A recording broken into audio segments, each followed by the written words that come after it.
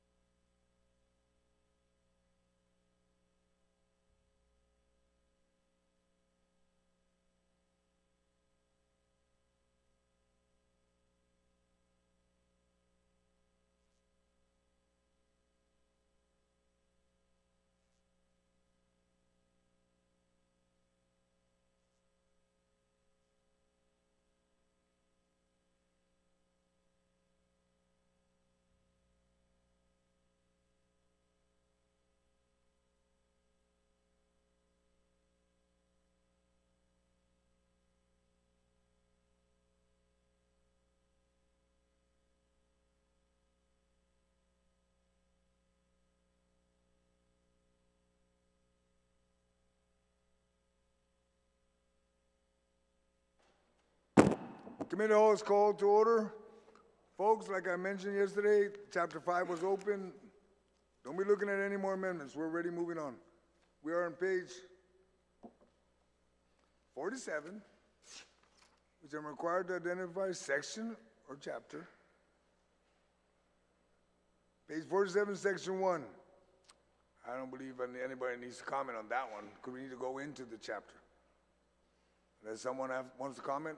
If not, section 1. No, we haven't got there yet. We're on section 1, executive branch. We'll be going to the governor's office. Okay, we're in section 1, page 47. It's now closed. Folks, we're on page 48. Letter A, Office of the Maga'hågan, Guåhan. I do not have any amendments there. Does anyone want to speak about the governor's Office of the Maga'hågan, Guåhan? Speaker, followed by Senator Tideway. Mr. Chair, I just wanted to ask, so the governor's office budget looks the same as last year, except that they have an additional appropriation, $1 million for Office of Homelessness. And I remember when the fiscal team was down here, they were also asking for an additional, I think, $1 million for the Office of Homelessness. No, they're asking for 230. I think it was 200, under 300,000 more. More than this? More than the 1 million. So, yeah, I remember. So one of my colleagues pointed out earlier, this office has not been created, to my knowledge, by statute, or it's a creation of the governor's office. Do you know what this money is for, Mr. Chair? Is this going to be for actual homelessness homes, or is it just going to be for staff? My understanding is for the operation in general, because they use federal funds to purchase the property.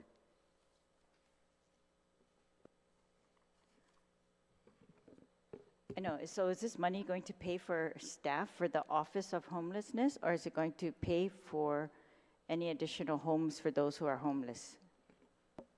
My understanding is for staff. The whole operation. For staff.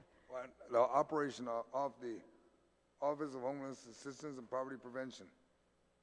Well, it's obvious that in the prior years this wasn't in the budget, so it's my understanding that was paid by ARP. Is that correct, Mr. Chair? My understanding it was. So,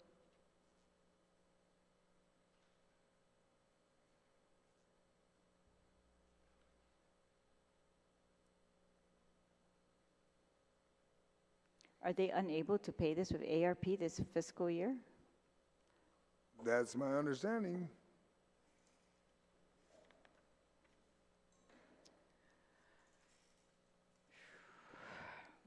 Well, it's perplexing because, for example, the hospital did not get what they wanted. They could get ARP, but they haven't made it clear that that's how they're going to fund the shortfall at the hospital. Same thing with behavioral health. I'm not sure why, if they can fund this with ARP, they're not doing that and would take this away from agencies like the hospital. And I'm not sure why we would want to do that either. If this is their creation, they can continue unless we are going to fund additional homes, Mr. Chair. Now that I would like to fund, but to fund just the salaries that the governor's currently covering in her own office in addition to her current $6 million budget. Yeah, I guess I would not want to do that unless this is going to go to additional homes, like for the example, purchase of more homes for the homeless or rental units or however they're going to run it. And the staffing, I think, should be taken care of within her office as it is now.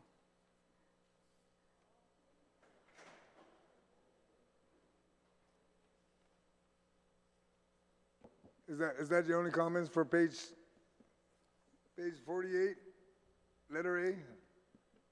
Yes, Mr. Chair, yes, I would move to delete that subsection 2. If you can't confirm that these are for homes, then I would move to delete it.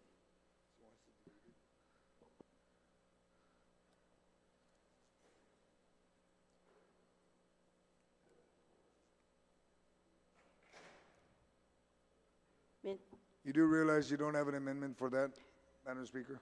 No, because I wasn't sure about the answers yet, Mr. Chair, as to what actually is for.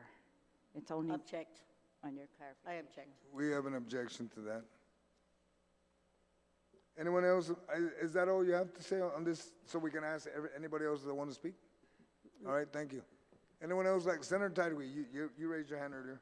Thank you, Mr. Chair. If I'm not mistaken, Mr. I think we had, let me pull this up 1 second here.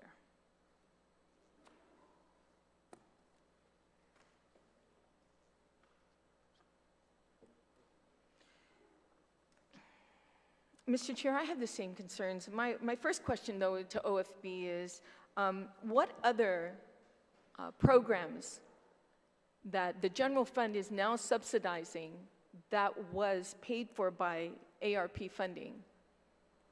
Because we know that this amount here was, the OHAPP was paid for by ARP funding,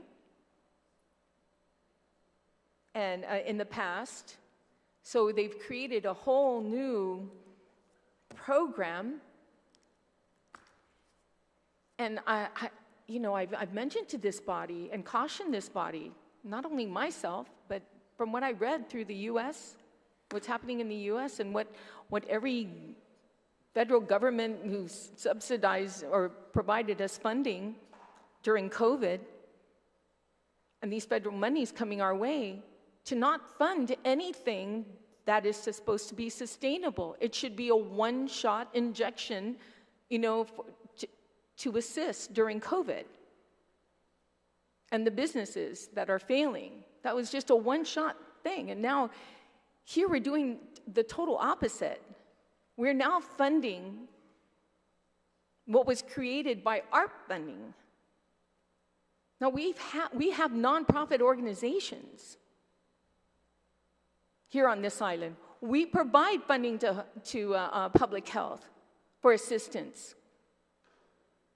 And right now, we can't even give public health what they really needed to sustain. And here we are taking money away from them and creating a program here that was created by ARP funding. That was not the intention. How are we going to sustain these other programs that were created?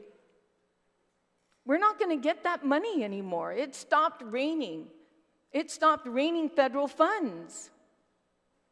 Again, does anybody here know what the new norm is going to be like now that it stopped raining federal funds? We can't even take care of our own agencies.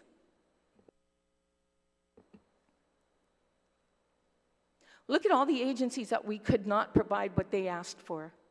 DICID, of all things.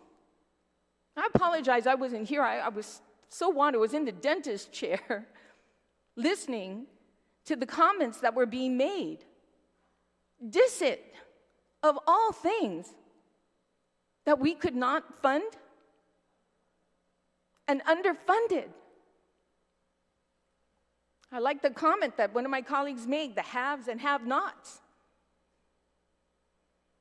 Oh, and let's not forget, that's okay. They don't vote. They don't come out and vote. Oh, yes, they do come out and vote. They get somebody to pick them up. They will get in their wheelchairs, and they'll make sure they come out and vote and remember those people who've forgotten them.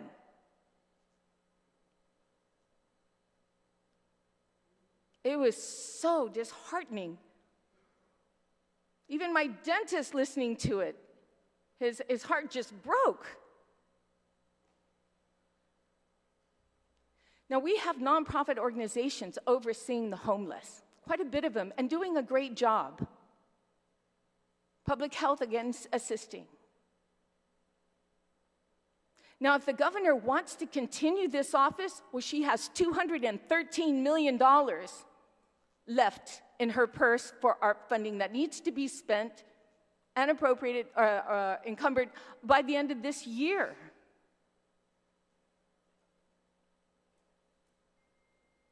So why isn't she funding it? But my bigger question is, Mr. Chair, why did OFB put this in the budget bill when it was not sustained by general fund in the past, that was sustained by ARP funding? I'm sure you got the same newsletters when it comes to federal funding.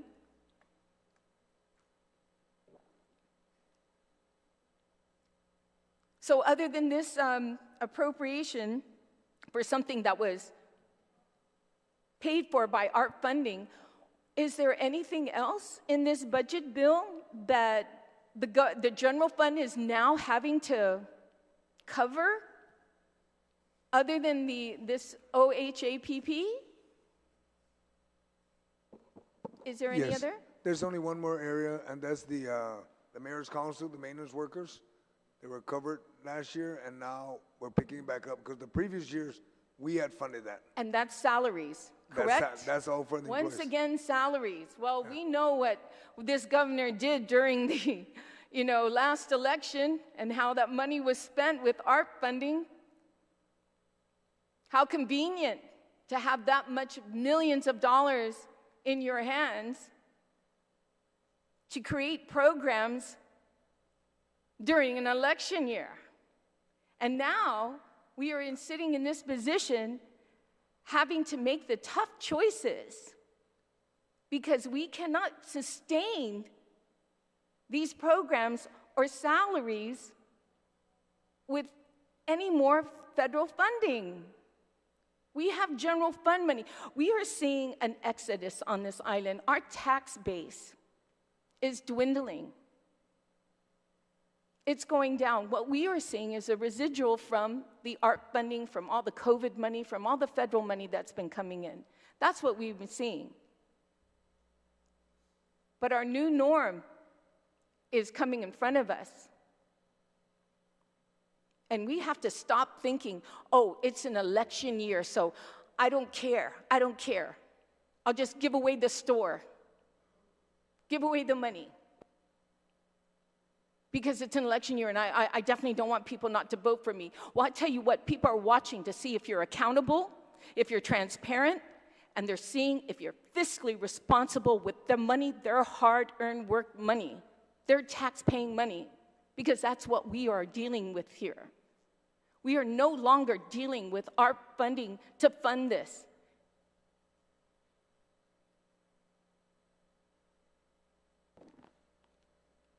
Also respond from OFB. It's because it's an existing program and there are existing personnel there. Mr. Chair, Okay? So just responding to that. Senator Tyree, do you have anything else before? point of inquiry. Point of inquiry? Okay. I'd like to inquire if we can make a motion to bring OFB in here, Mr. Chair. I just think every chapter, it keeps coming up. Can we ask OFB? Can we ask OFB? And I don't know, I just think it's a little reckless to proceed without having OFB at the table and able to answer these questions. And I mean, I'm already getting talk from some of the agencies that what we're hearing here in the Committee of the Whole without OFB is not accurate. And so I just would like to motion that we get OFB in here so we can ask the questions and, proceed prudently, Mr. Chair. Okay, OFB was available in the beginning, and I don't believe we need them. They're here. If anybody needs them, can walk right out to get. I know, Mr. Chair, I'm sorry, Mr. Chair, Okay. but I just think for the sake of transparency and for the viewing public, it would, it just makes sense to have them in here to answer the questions on the record. So may I make that motion? Yes, To bring in you may. OFB?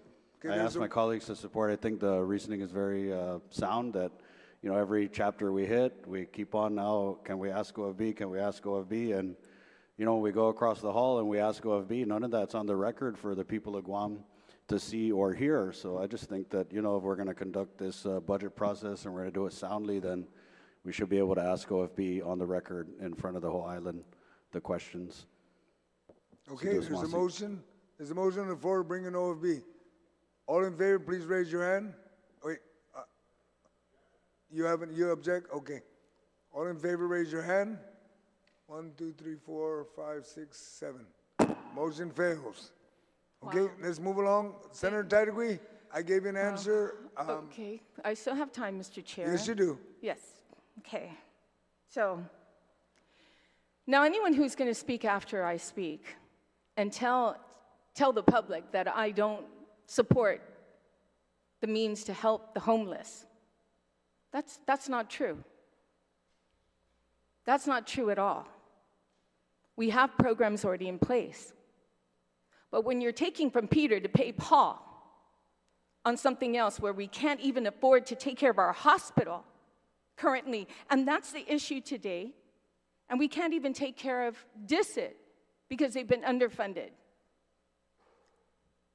We heard last night, only a handful of us showed up last night for the public hearing, the oversight on DOE. And they're already telling us they're scraping the bottom of their pockets to cover expenses. When it comes to repairing our schools, Mr. Chair, this has nothing to do with just not just repairing, but refurbishing our schools. They're going to need funding. So we have issues that we've had issues for so long. Our roads are getting worse by the day. And what did this body do? Only give an additional $500,000 for road repairs? Only $500,000? We are short in so many other areas that we've been crying and yelling about and people calling us and complaining about for so long that we're going to say, stop, oh, no. Here's something new that the governor created with ARP funding, and now there's no more ARP funding for it because she refuses to use $213 million that's in her pocket right now to continue to pay for a program she began. So now we have to take from the general fund, which means we are taking from DICIT, means we are taking from the schools, means we are taking from the hospital. That's where we're taking the money from. There are nonprofit organizations to help the homeless. So it's not that we are not overseeing that. And if we have excess revenue and someone wants to have put out a bill to fund this, then use excess revenue, but not general fund money. That is for programs, that is for agencies that are currently on the books today, that's been on the books today.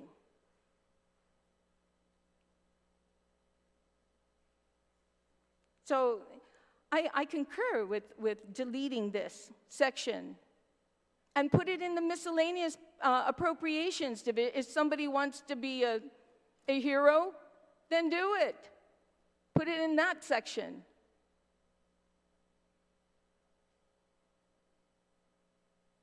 But right now, Mr. Chair, we are subsidizing ARP funding with now general fund. The federal government has warned us not to do that. And you know doggone well, we don't have the money to continue to subsidize the governor's pet projects. She still has $213 million, Mr. Chair. Thank you. Thank you. Anyone else would like to speak on letter A, Office of the I Maga'hågan, Guåhan, page 48? Looking for hands. No. We're going, who else want to comment? There's no amendment on this. I'm just asking anybody. It's only, hold on. There's no amendment, Madam Vice. There is no amendment. No, are you no, hold on. Speaker, you made a comment. She objected to it. Then it moved to Senator Tadby. Are you making a motion to eliminate the position? Mr. Chair, on a point of information, there was an amendment made to delete a subsection, and then I objected, and there's discussion. So I said, is it on the amendment? Maybe we need to clarify that. No, there is no amendment for page 48. Did you rule it out of order?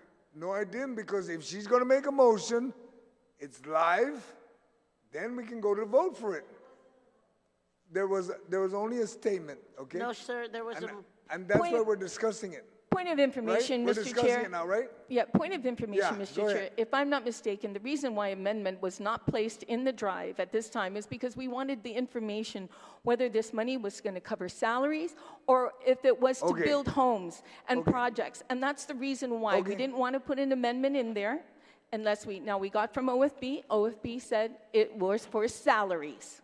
These are for salaries. That's what we were told. Yes. So I'm concurring with the speaker that this is something that needs to be deleted. And if anybody wants to put in another miscellaneous appropriations, then do so. Thank you, Mr. Chair. So, on you, Madam Vice, that was a comment from the speaker, and you objected to it when she mentioned it to delete it. Sir, that's why there was an objection, because I wouldn't object to a conversation, Mr. Chair. Okay.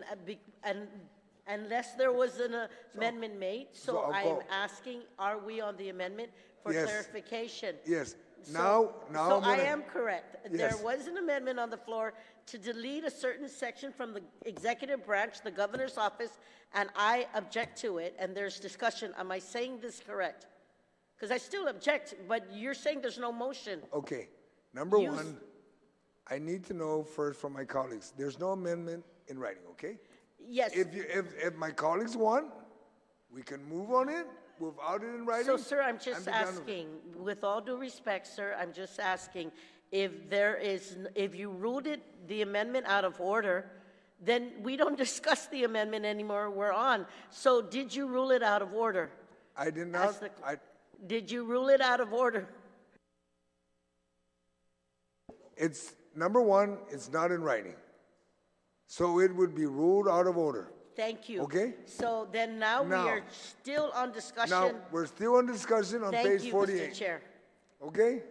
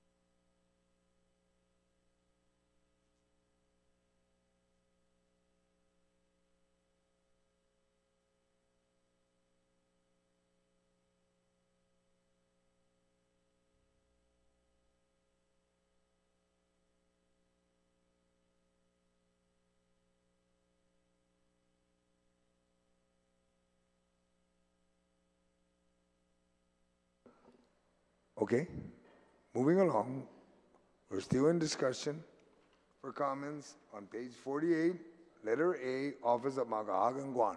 Senator Brown, you had your hand up. I have to tell you, Mr. Chair, this is a very interesting budget session, and I've been through quite a few in my time. So far, the layout here, and I know we're going to be, and I'm going to get to the governor's section here, but I mean, we're not allowed to talk to OFB publicly here and ask questions, even though we spend close to $500,000 in funding OFB's operations. And you know, this whole idea that we are supposed to come on this floor and predetermine every amendment and every thought that we're going to have before we can even come in here and dialogue or make any amendments or changes to the bill, to me, is just uncalled for.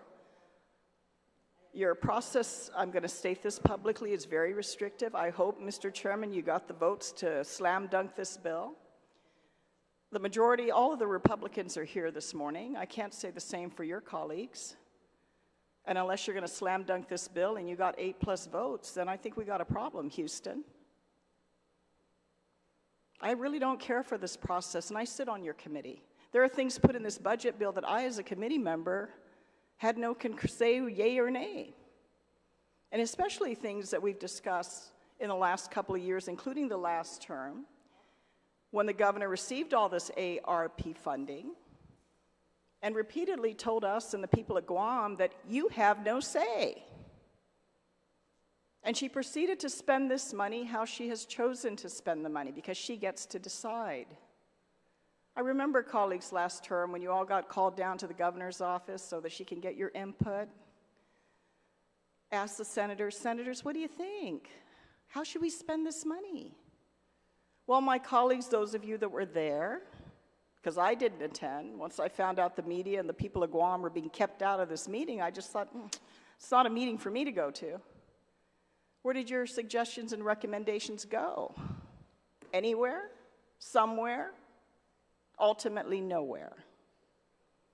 And now, through the convenience of your office, Mr. Chairman, all these additional funding that used to be put under ARP funding that we as a policy-making body elected by the people of Guam also, I know all my colleagues know that, right? Because boy, everybody in this floor right now is running for re-election. I guess we got to go back to the people of Guam and ask for their concurrence whether we should sit in these seats again. Remember those people out there? But now, your committee, or I can't say your committee, your office has put these appropriations in place that we never got to decide about. And as my other colleagues previously mentioned, there are critical operations in this government to help those that are most in need, and they're being cut in their funding or not, they're not being given the increases that they need to operate. The cracks are already showing. Didn't we have this discussion on the floor before? The time is coming, and it's showing now. Even though we're going to go through the end of this budget with everybody who wants to throw an appropriation left, right, up, and down for the remaining 27 million unaudited figures. Already 90+ million of additional appropriations on top of a $1.3 million budget. Aren't we being responsible, ladies and gentlemen? This is really disappointing. I mean, I will sit here as we do every day, since most of us that are here every day, or some of us that are here every day, we will go through this process, but the rules that have been set up are questionable. Especially when I see OFB wants another $20,000 increase to the budget, and the legislature itself is asking for another $600,000. We're taking care of ourselves, aren't we? We're the priority, but we can't give additional money to DISIT. We can't give additional money to those in our community that are unable, because of their own fiscal or mental limitations, to take care of themselves. And I have nothing against, my goodness, funding the homeless, but I think that's an issue that we should decide as the policy-making body. Whether we're going to fund it, how we're going to fund it, and to what amount we're going to fund it. I'm not for totalitarian leadership, dictatorships, whatever the heck you want to call it. This ARP funding has created a situation where we don't have a balance of power. And you know what, as I've often been told and as I've often said, if you ever truly want to know what someone is made of, give them power and see how they use it and what they do with it. I didn't come and run for office to rubber stamp any administration. This is something that should be deliberated and decided by the people here and the representatives of the people. But for your office, sir, to just insert these things at the convenience because, oh, the governor wants it. I don't hear anybody here running around town here telling the people of Guam that's running for re-election, oh, please re-elect me so I can do what the governor wants. I don't think the people of Guam want to hear that. They want to know what you're going to do for them. Because I think last time we checked, we've got to go back to our bosses over the next couple of months and see, hey, do you like us? Do you want to keep us? Or do you want to elect new people? But our actions, my goodness, we say one thing and our actions are contrary to that. So I have to tell you, Mr. Chair, I'm disappointed. I sit on your committee. I'm sure when you look to the left, who's always sitting there? Odds are fairly good. There's myself and Senator Tello, when many of your other colleagues here, including your Democratic leadership, does not sit with you. And yet when we come to the floor of this body to address this budget, we're like, what the heck is this in here? And we got a member on your side to say, objection. All you need is one of them, because they can just sit here and object. The rest don't have to show up. And yet we want to represent the people of Guam, and yet when it matters, we're not here. Because all you need is one objection. So I hope the agenda here is not for the minority here ultimately to slam dunk. And I'm not talking about the Republican minority. I'm talking about a minority of votes that have come to agreement of what they want in this budget bill. I hope they got the votes to pass it, because right now, I mean, this is questionable. And some of the loudest noises are being made on your side of the aisle objecting to this as well, Mr. Chairman. So I think that's something to think about. But just putting these things in the budget with the expectation that we are simply going to just approve it. All this additional cost that now the cracks are starting to show, and we anticipated this. Fiscal year 24-25, we've had that discussion. Well, it's here. And there ain't enough money to go around. You know, like Senator Blas mentioned yesterday, yeah. We're out there approving everything, pay raise, everything under the sun. And now, there's not that much on the Fiesta table to cut up and divide because it's all gone. So I just want to relay that concern, because as I think about this, as we proceeded since last week, I just don't think this is how we should be moving forward to ensure transparency and public engagement and the words of the people. Their decision on how we should move forward in funding this government, especially when we're looking at the absolute highest budget in the history of the government of Guam, where we've had the most amount of money that's ever been infused in this government. We should be making more responsible and transparent decisions, and I don't see how we're proceeding with this, particularly by simply inserting these provisions in the budget that the governor funded under ARP with the expectation somehow that we're just going to carry all this unquestioned. And no public engagement, no public discussion, and no public concurrence. So objection or no objection, amendment on the floor, written or not, I think this is a concern that I have, and I'm sure other colleagues here share that concern as well. Thank you for the opportunity to comment.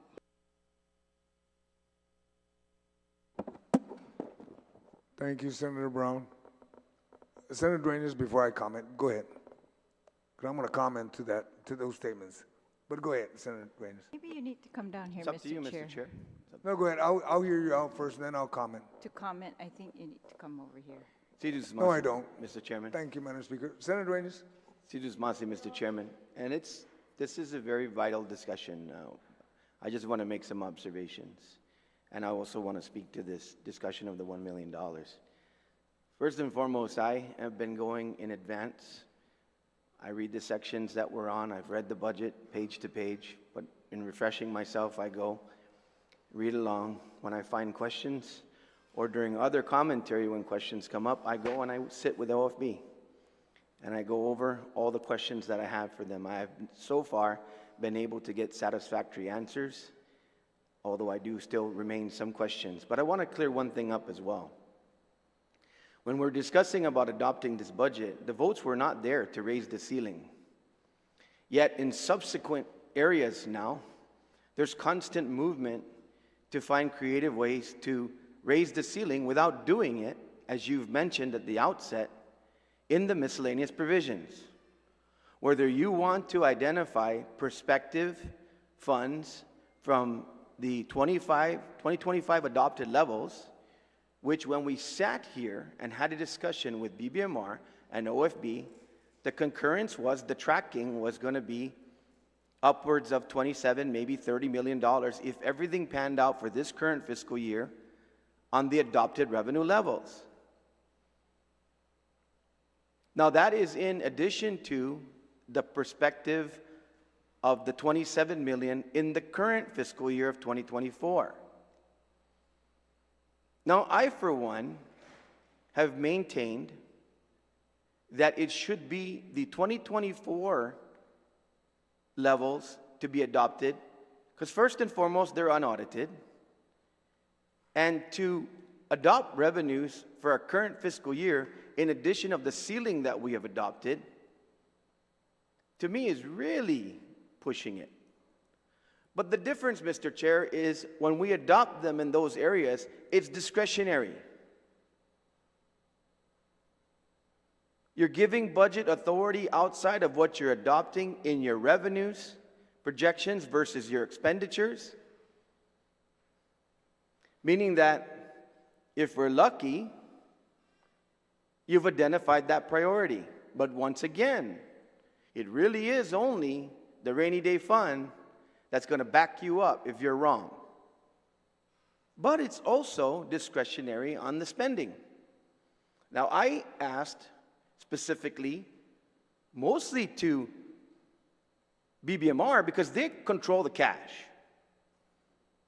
OFB, once they're done with the projections, it's done. We adopt, we vote for it, we don't vote for it. If the budget passes, it is now the executive branch. Like them, don't like them, whatever your position is. That's their job at that point. Now we can call them back down if we see that things aren't tracking, because we always maintain the power of the purse. That is the ultimate power of this body. You can giveth and you can taketh away at any given time. You can pass a law today, and go back in tomorrow and repeal it. So that is why I'm saying, when we're making these comments, let's also take into consideration. And let's remember the reason why. I got it on my recording right here. That $10 million and other appropriations were raised. They were raised for a single purpose. Attempted. And it was not adopted. So if we don't like what's going on, that's why the rule has been the rule for the longest time. Find where you're going to take the money. And put it somewhere else and express the purpose and the effect to the other area. That is a standing budgetary practice that I've observed for 22 years. That I've been either from the executive level or the legislative level has been the rule. Once you adopt the revenues, it's basically pro forma as you go through the budget, unless you move money. And the miscellaneous provisions is the wish list.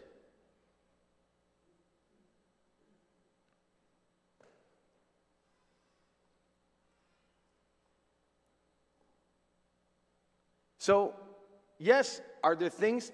This is an omnibus bill. The only real omnibus bill that this legislature does. Everything else is one bill, one matter. So we're going to have. I've never seen a budget session that doesn't have these kind of battles. That's good, though. When you're fighting, you're thinking.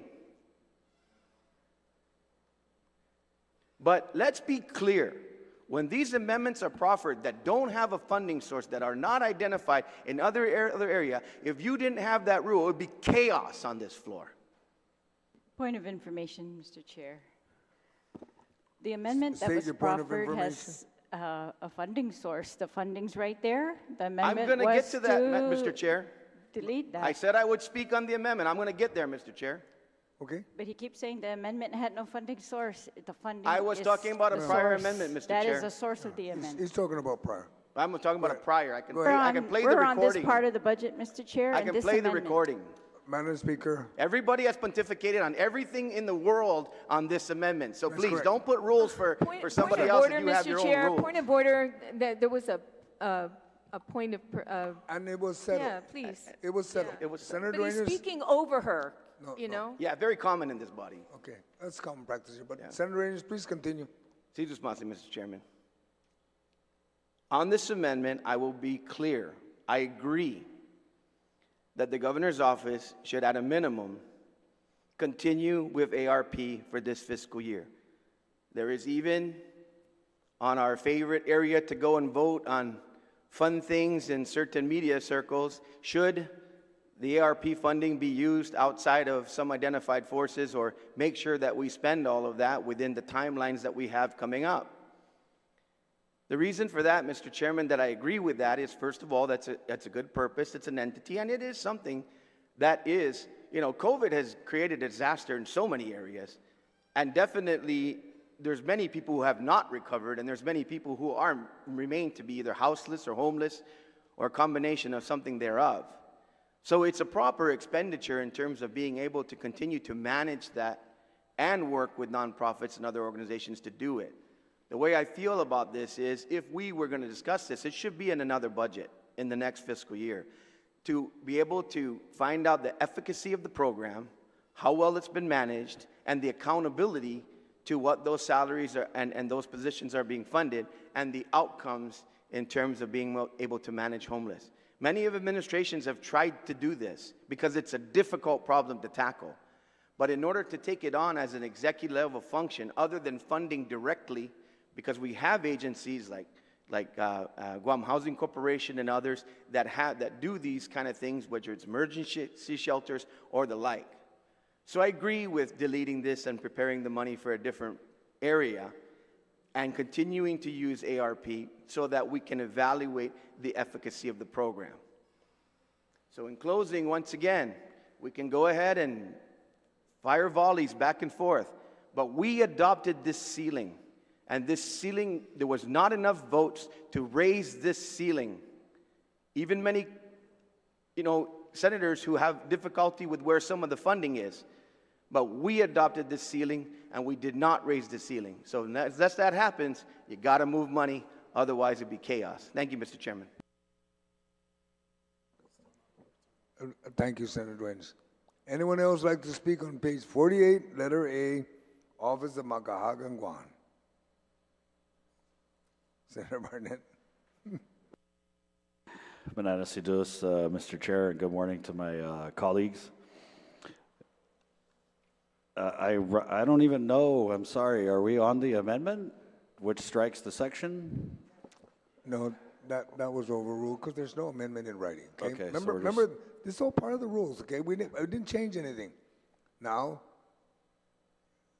the next thing is when I rule it out, is you to make the next move on that ruling. That's just that simple. Can I first make a motion to reconsider the actions of the body on the motion to bring in OFB into the committee of the whole? Okay. There's a motion to reconsider the action of the body on the question of bringing OFB. We have an objection from Senator Who's Fisher. objecting, Mr. Chair? Right there, Senator Fisher. Senator Fisher. Oh, Senator Fisher.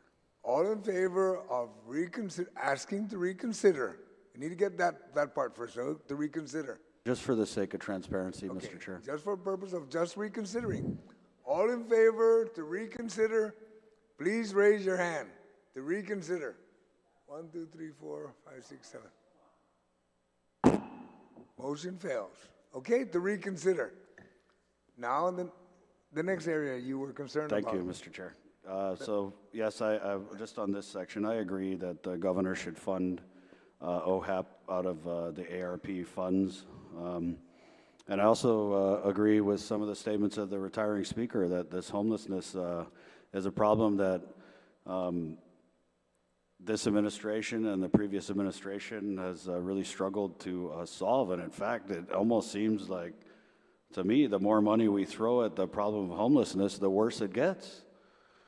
And I don't need to tell any of my colleagues, just here in the capital village of Hagåtña, that we got homeless across the street at the church, we got homeless camping out at the library, we got homeless people walking through and slashing tires on our legislative vehicles.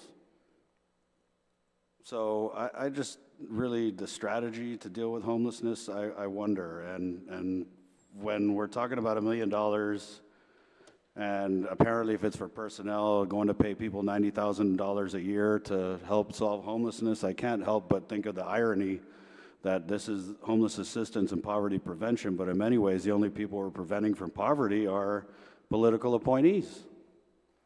We're taking from Peter to pay Pari.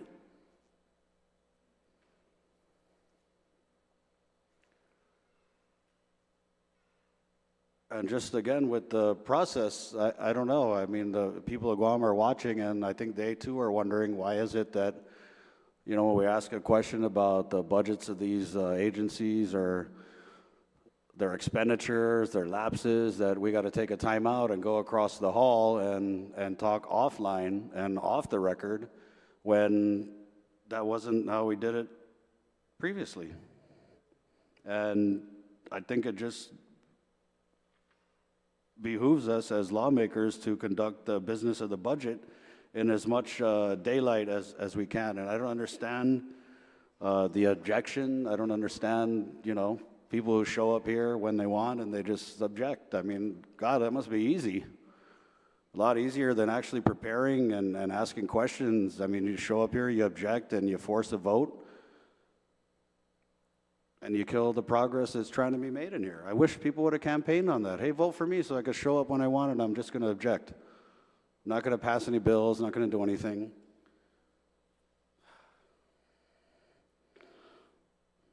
So yeah, people are watching, and I just don't get why you would object to having OFB in here to answer questions in the sake of transparency. It just boggles my mind, Mr. Chair.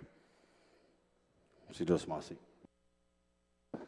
Thank you, Senator Barnett. And previously, we never had OFB in here, other than the beginning. Thank you.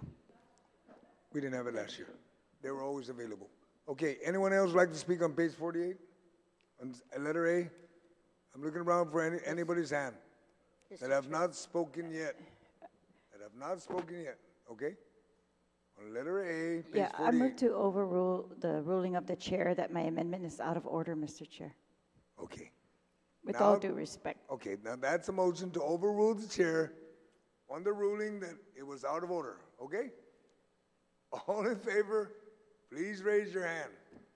1, 2, 3, 4, 5, 6, 7, 8. It's been overruled, okay? Now we're gonna go to the motion to delete, correct? Am I correct? Okay? Everybody's on track, okay? Stay on track, on black. Madam Speaker, your motion is to delete. The motion is to delete subsection 2 because this can be funded in the Office of the Governor's budget if they want to fund employees. And it's clear from the answers from OFB that this money was not going to go towards additional homes for the homeless, food, or any other type of direct care, but it goes towards existing salaries. So if it's for that, I'd say that it should be covered under the Governor's office or under the current funding source, which is ARP. Yes, so the motion is to delete subsection 2. Okay, that's to delete subsection 2 in, under letter A, Office of Maga'hågan, Guåhan. Okay, is there any objection? Object. Okay, all in favor, please raise your hand.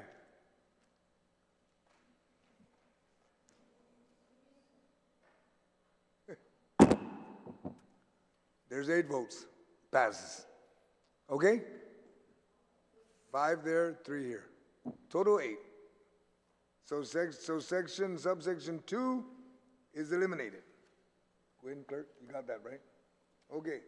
Moving on. Anything else on page, anyone else need to speak on page 48? You already spoke. No one else? Okay? Yeah, hold on. Yes. Madam Vice, you want to speak on page 48? Yes, Mr. Chair. I literally want to talk about this section as it relates to the office of I Maga'hågan, Guåhan. And as we look at what it was being requested for on a section that was just deleted, I literally want to remind this august body that there are 3 branches of government. It is the position of the legislature to create policy. It is the executive branch that executes the policy. And there is a judicial branch if there is questions of issues and concerns. In this section, we are taking away a federal matching grant it says for information purposes only. We deleted subsection 2 to give the opportunity for the administration to run a program that has been plaguing our island for many years now. Since the pandemic, we have had hundreds and hundreds of folks in our community who are homeless. And there's a program that exists today that we as the policymakers can't run.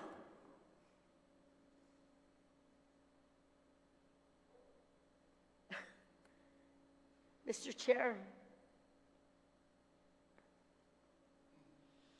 when this budget was being proposed, I remember in the start of this budget, there was communication and there was an invitation and a motion to go into the committee of the whole and to bring the administration in to ask any and all questions as it relates to this budget.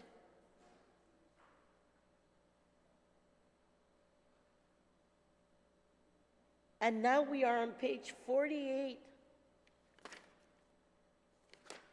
chapter 5. It's like we're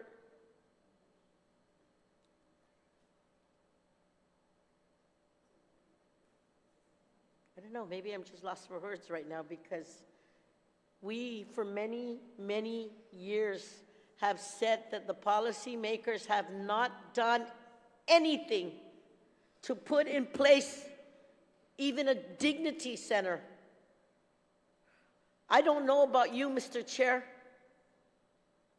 but for many years, my family and I have been helping out. For many years, we've been trying to lend a hand. For many years, we've opened our doors, and it is not easy. We are taking away a possible funding source that will help our community with homelessness.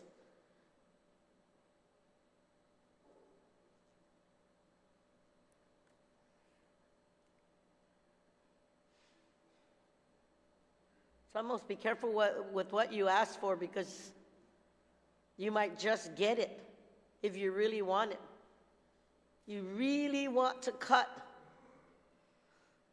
What is the viability of what this government is supposed to do to provide for the basic services of health, education, and safety? Mr. Chair, we really need to put our money where our mouth is. Point of information, Mr. Chair. We're not trying to cut anything. We're just saying, hey, if you fund it with ARP, fund it with ARP again, Mr. Chair. Okay. Let's be honest. No, See those no. messy. You know what? I didn't. Go ahead. Point of information. Madam Vice, please continue. I'm not pandering for anything. I know what I do. I know how long I've been here. I know how this body works. And I'm definitely not a sore loser, because as a team player, I know what it takes to get things through. But I know how government is run and what we need to do. Yeah, we talk about accountability and transparency. But when you don't get your way, you get together, and then you try and work on other avenues to get it. I'm telling you, this is not right. This is disintento de Michelle. We're really going to cut the hand that needs to provide for the basic services as it relates to homelessness, because we're not sure. There was a whole team in here 2 weeks ago.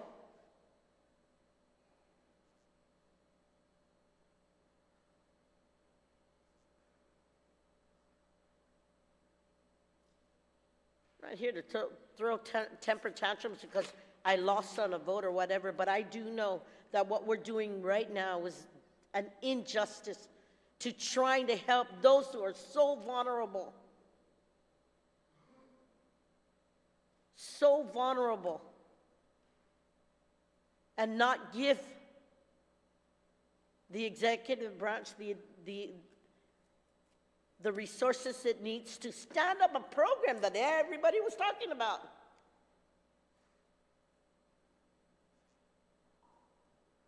Over 1,000 people homeless.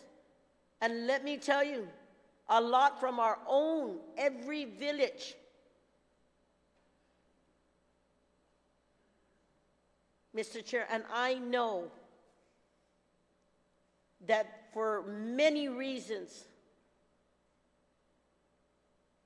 that there may be issues at play, from mental illness to financial troubles to just outright not being in the right place at the right time.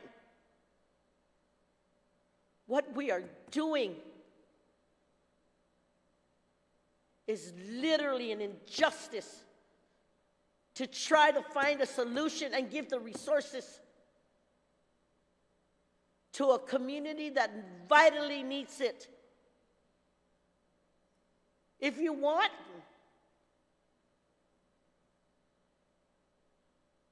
to go do that job, then step away and run for office elsewhere.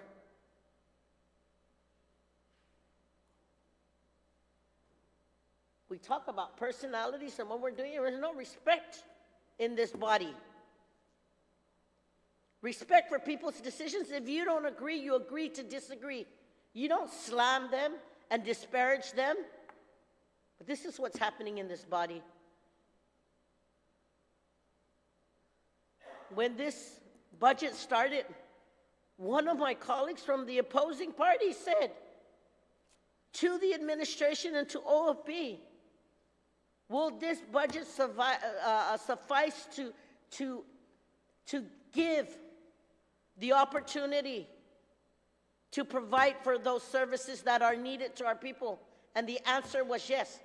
Now we're belittling every section because you didn't get what you want? What are we doing here?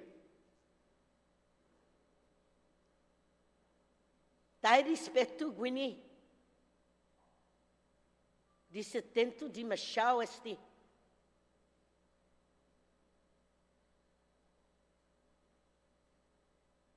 We're supposed to be working together to give the resources to each program that is needed out there. But you want to take it away because you don't like the individual, you don't like the people there.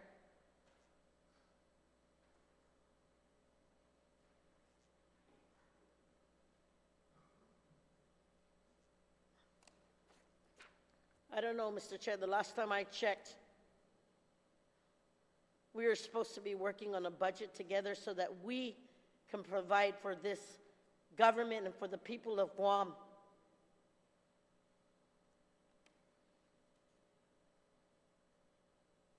Been in this arena, won a lot, lost a few, but I know where my heart is, and we are doing an injustice to not provide this resources for the homeless, for those who need the help the most, but yet they'll be out there pandering. Point of information, Mr. Chair, again. You Mr. confirmed Chair, that the I money let them is speak, for Mr. the Chair. salaries, not Mr. for the Chair. homeless individuals. Madam Mr. Speaker, Chair. let her speak. You know, when you're speaking, nobody, some of them try to, let's finish it off. Madam Vice, continue, please, so we can Again. wrap this up. Again, when they don't like what is being said, they go off on a tangent, temper tantrum. And I'm just asking for the sake of literally, they laugh all they want. You can laugh. Say.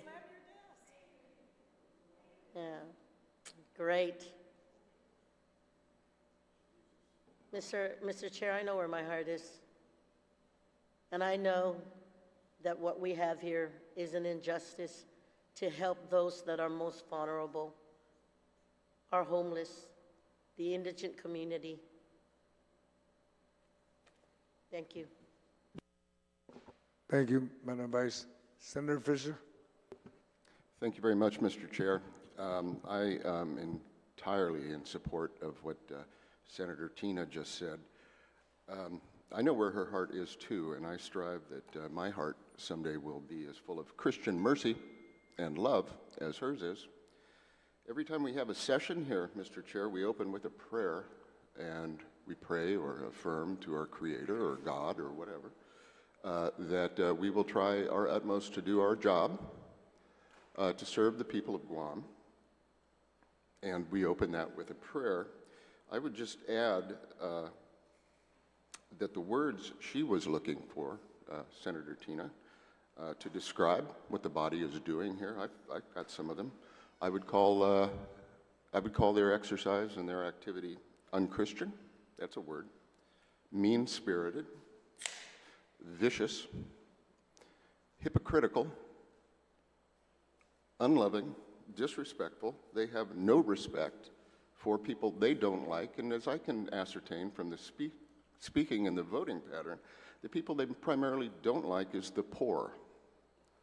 Well, that got me thinking, and I was wondering whether or not we as a body have ever been taught lessons about how we should approach the phenomenon of poverty and need and want. And I looked to Proverbs, which says, "Whoever is generous to the poor lends to the Lord, and he will repay him for his deed." Proverbs 22:9, "Whoever has a bountiful eye will be blessed, for he shares his bread with the poor." Senator Fisher, let's stick to the page that we're on right now. I am. With regards to that, I please, am. can we move forward? I and am. just Thank you very talk much. about that? Thank you very much, Senator. Proverbs 14-31. Again, Mr. Fisher, I "Whoever will rule oppresses you a out of poor order man if you insults do his not maker, but he stick who is to the, generous to the needy honors stick to the him." amendment. Deuteronomy, I'm speaking to page you guys 48. in the back Deuteronomy. end, AV, "For you there will can, never cease to turn be off his poor mic, in the land. please. Those in Therefore AV, I command you." Turn off his mic. You Thank you.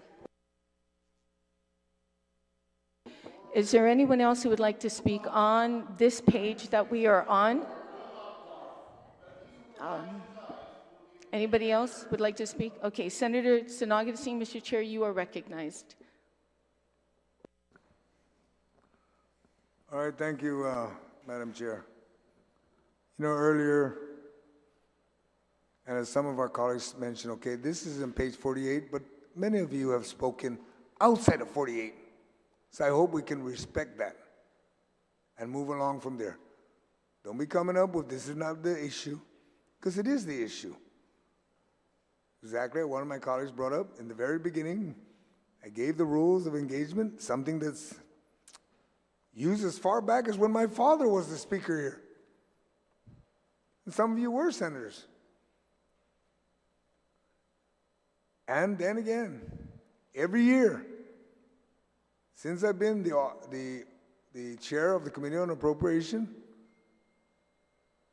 and my director has been the director of OFB, we've invited everyone. Even this year, we invited everyone to come up to the office and look at the budget. Don't complain about the budget now. You all had a shot. And it dragged. We waited.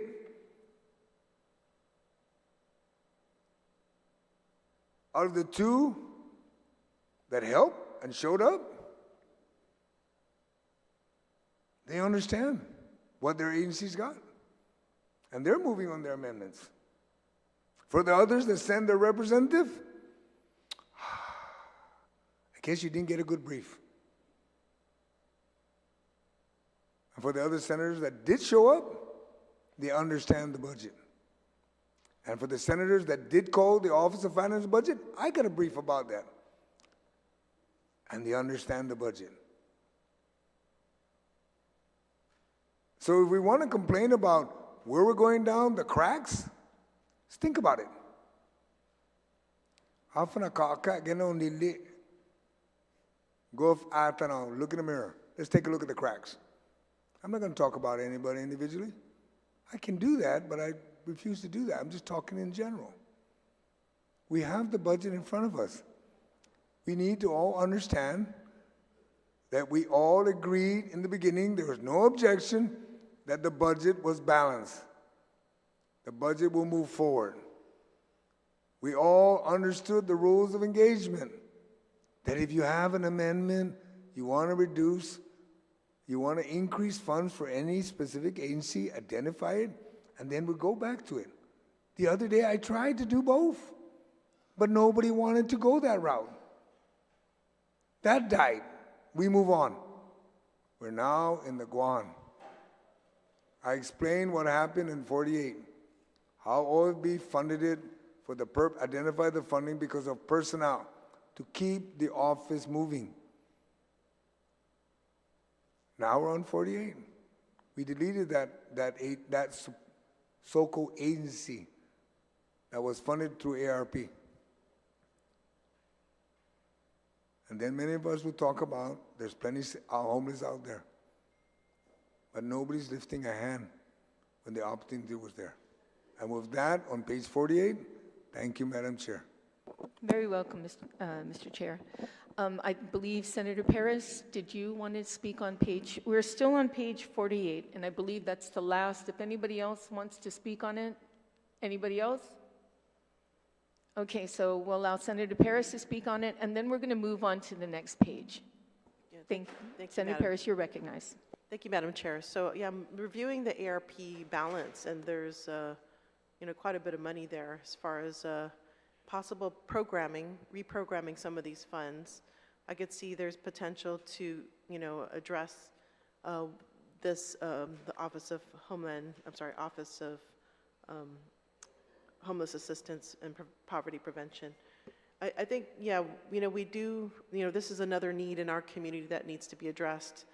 But considering that there is funding available that we could tap into to continue providing services to our community, obviously, this is something that we're going to have to look at to, really look at the whole picture when we address homelessness. This is something that is a growing problem in our community, and I think a lot of it may be tied to, drugs as well. And so it's going to take a holistic approach, from our healthcare agencies and in addition to others. But I think the money is there. The money is there to continue using those federal funds without any change in the services. But I do hope that perhaps reprogramming more funds to expand the services is what we need to look at. So just Masi. Thank you, Senator Perez. Okay, I didn't see anyone else who would like to speak on page 48 because we are going to close it. One last call? No one? Okay, page 48 is closed. Moving on. We are now on page 49, and the subject is Commission on Decolonization, COD. Do we have anybody who would like to speak on this particular section of the budget? And if I am not mistaken, this is the same amount that was appropriated in FY24. Senator Brown, you are recognized. Thank you very much, Madam Chair. Actually, that is my question. I hope that as we can go through each section, we can just get the information with regards to what the previous appropriation was from last year, so at least we can verify whether it's the same increase or decrease. That information is very helpful. Thank you. Oh, yeah, you're very welcome. Also on the Google Drive, you'll find on the materials section a spreadsheet that would help you when researching that information. Point of information, Madam Chair. So if you need to be looking at that, but I'll be happy to answer it, and only because OFB is not here, I'll be happy to answer that too as well. Senator Barnett, you are recognized. Thank you, Madam Chair. Just on a point of information, because it was stated earlier that during the budget process last year, OFB was not present in the Committee of the Whole. But I'd just like to note that if you go back and look at the YouTube, and I just popped into Chapter 5 because I knew that's exactly where we're at now. And if you watch the YouTube from the last budget session, I kind of had to rub my eyes on that because I swear to God, I saw Steve Guerrero sitting at the table representing OFB. So I just wanted to put that point of information out, Madam Chair, and I'd like to renew my motion again to bring in the OFB team in here to Committee of the Whole. Okay, there's been a motion to reconsider. Only because it is actually factually what happened in the last budget session. Okay, there's been a motion to bring the OFB in, to reconsider the motion to bring the OFB in. Is there any objection? Seeing no objection, so ordered. Okay, so we are going to take a short recess and bring OFB in. No objection.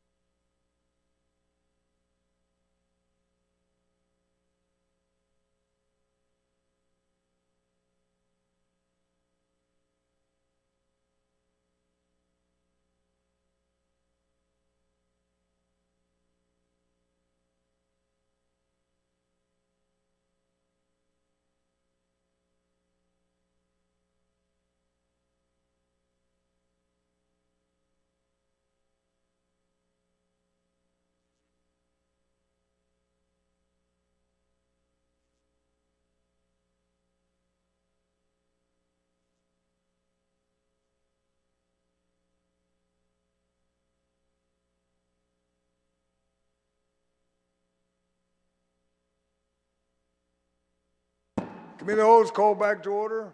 My colleagues, the motion was to bring the OFB back in and with no objection for Chapter 5. Make sure we have that understanding. With that, does anybody have any questions for page 48? We're now in 49. Not the whole chapter, Mr. Chair, right? We're on page 49. Madam Speaker, do you have any comments? No. Anybody have any comments for page 49? Section B, subsection 1, 2, only. Anything? I see no hands. This section, page 49, section B is closed. We're now on page 50. We have one amendment, and I'll rule this out of order because there's no funding for this. Madam, unless it's going to be proffered. If not, I'll rule it out of order. Page 50, there's only one amendment introduced by Speaker Tina Rose, Speaker Therese Serlai. Line 17, For page 50, Mr. Chair? We're at page 50 right now. I have the amendment right in front of me. Line 17, there's no line 17.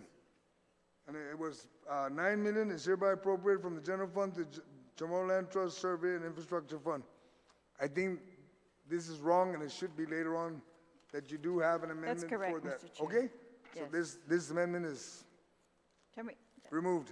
Thank you. no, don't remove it. I think it's supposed to be checked. This amendment, there is another 90. amendment that is proper, and this isn't, okay? All right, so on Page 90. page 50, subsection 3, any comments? There being none? Oh, we're on page, I'm sorry, Mr. Chair. okay, we're on the page amend- 50. Yeah, I The understand. amendment, I ruled out of order. Okay, this is line 17, page 50, Right. 9 there's- million? Right, and Oh, there's no okay. line 17 here, it's only 3 lines, Okay, so. okay? So, Okay. Mr. All Chair, right, thank you. Mr. Chair, Yes. just a question. It does say the Office of Finance and Budget Legal to make technical corrections. Does that No, apply? this is out of order already. There's another amendment that recognizes this, Okay. same amount, okay? Thank you. Okay, page 50, line subsection 3 is now closed. We'll now move to page 51. Anyone like to speak on Ancestral Land Commission? Subsection C. I see no hands. Yes, Senator Bras. Thank you, Mr. Chair. Mr. Chair, I guess the funding source, 444,396. And I know this is a lump sum, but is there any way that we can get an idea as to how much of this is actually going towards the warm bodies as opposed to the program itself? You want to know if it's going to warm bodies at Ancestral Land Commission? Yeah. Is it Guam Ancestral Survey Infrastructure and Development Fund? You want to know if there's a warm body there? Well, I don't know. OFB, is there a warm body there? They're checking right now. There is?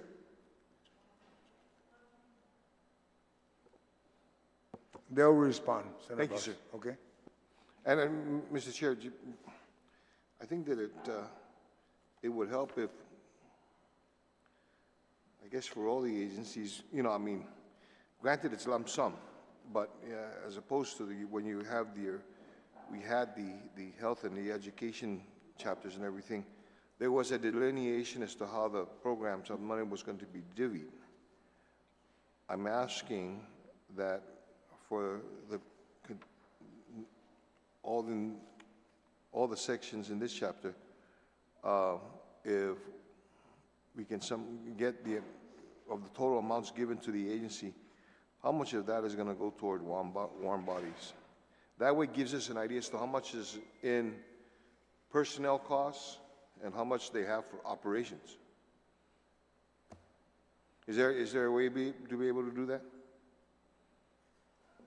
The OFB will Thank you, sir. make every attempt to answer your questions. Thank you very much. Yes, Senator. The approach you're suggesting at this point is to some degree line item the expenditure of the budget of the departments within the budget. Over the years, we've kind of shied away from that simply because it kind of like restricts limitations on the use of these funds if you do it and you present it that way in the budget. Well, I appreciate that, Mr. Guerrero, and I understand. But I think that just for the purposes of discussion this thing, I'm not going to say that we're going to codify it or that we're going to place it in this way. I think it's just for our edification and a recognition as to the monies that we're going to go here, how much of that is going to go towards the warm bodies that we anticipate or that we, okay? I'm not saying that this is going to be set in stone, but at least based on the analysis, how much of that is going to go towards the warm bodies. It gives us an idea as to, okay, you know, if you've got an agency that's going to get $100 just for conversation purposes. To answer your question, Senator, of the 443,396, about 311,000 is for personnel. Okay, so this gives us an idea as to how much they're going to have for the operations.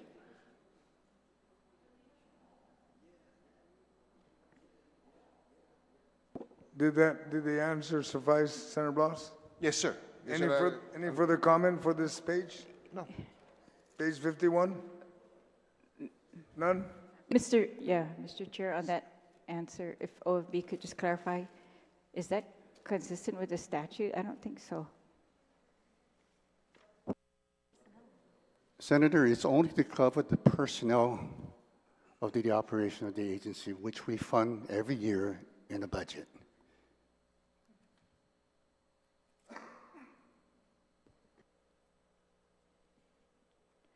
Mr. Chair, I'd like to pull that statute. I don't think that's what it's for. There's a statute that creates this fund. And the operation, they have another fund for operations.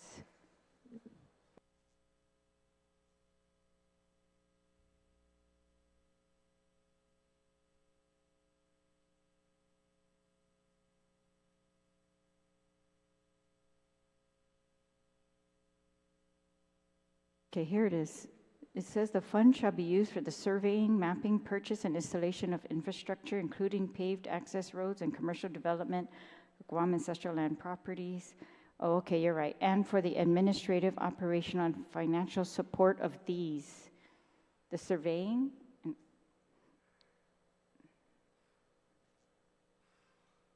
of these efforts.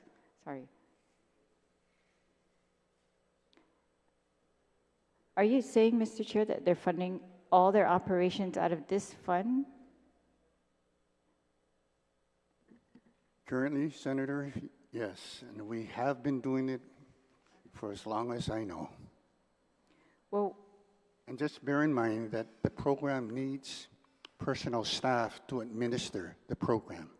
And because the enabling legislation authorizes to utilize part of the fund to cover the administrative costs of the program, we fund it accordingly. Yeah, administrative of the survey and infrastructure. Okay. Well, I know that they're depositing the lease payments from certain leases and not all leases into this fund for it's supposed to be for surveying. But all right. Thank you, Mr. Chair. Thank you. Anyone else like to speak on section C, Guam Ancestral Land Commission, page 51? There being no other hands, that section, that page, that subsection is closed. We're now in the Guam Office of Veterans Affairs. Anyone like to speak to that? Yes, Senator Tideway. Thank you, Mr. Chair. Mr. Chair, you know, I have no issue with this appropriation because we addressed it earlier in the year, and I'd like to thank you too, Mr. Chair, for your bill as well as my bill that was put together to help it with additional funding to the Office of the Veterans Affairs, and hopefully, you know, this that the money is still being utilized. If I'm not mistaken, I believe is there any lapse? Anybody have any?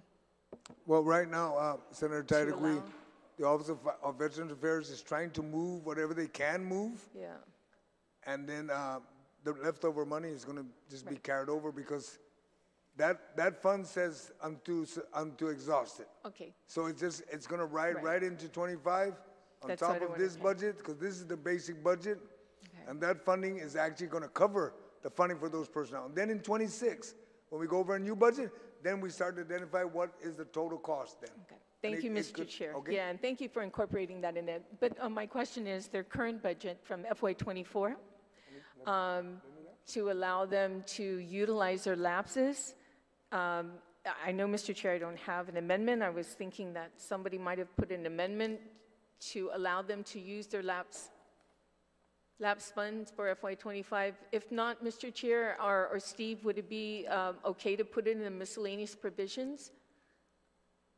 It would be allowed It in would be allowed? miscellaneous. Okay, because I didn't see an amendment for this one, Mr. Chair, so I Understood. think we'll put one in for Worry the about it purpose. then. Okay, All thank right. you, Mr. Chair. Thank you, Senator Tyree. Senator Blas.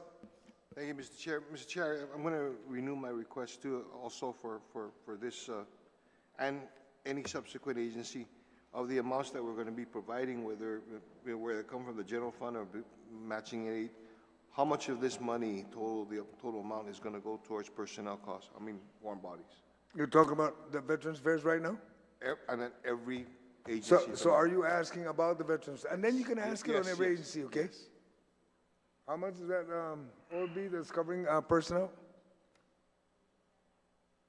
Was that? They're going to check for personnel. Okay. Okay.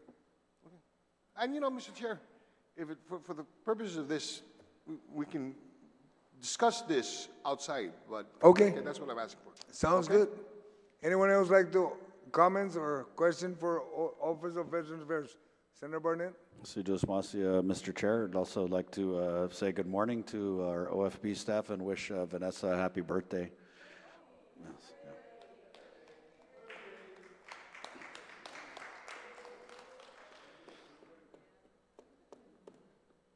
I just wanted to ask, there was a press release that come out from the Office of the Governor, October 21st, 2022. The Leon Guerrero Tenorio administration announces plans to expand and improve the Guam Veteran Cemetery with a federal grant of $8,200,000 awarded by the U.S. Department of Veterans Affairs National Cemetery Administration. The Guam Office of Veterans Affairs will use the grant to fund the construction of above-ground crypts, grading, drainage, irrigation, landscaping, and supporting infrastructure starting in January 2023 at the Guam Veterans Cemetery. And so I guess I just wanted to ask OFB if there's anything reflected with the Office of Veterans Affairs that shows if any or part of this $8.2 million grant was received for upgrades to the Veterans Cemetery in PD.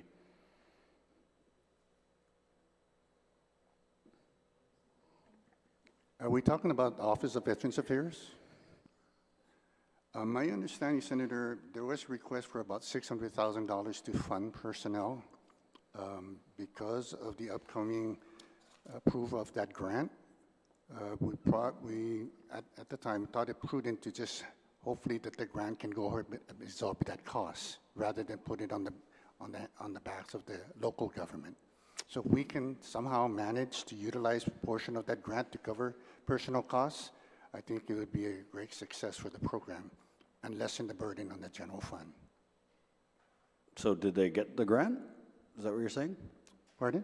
Did they receive the grant? Because it says in the release it was awarded.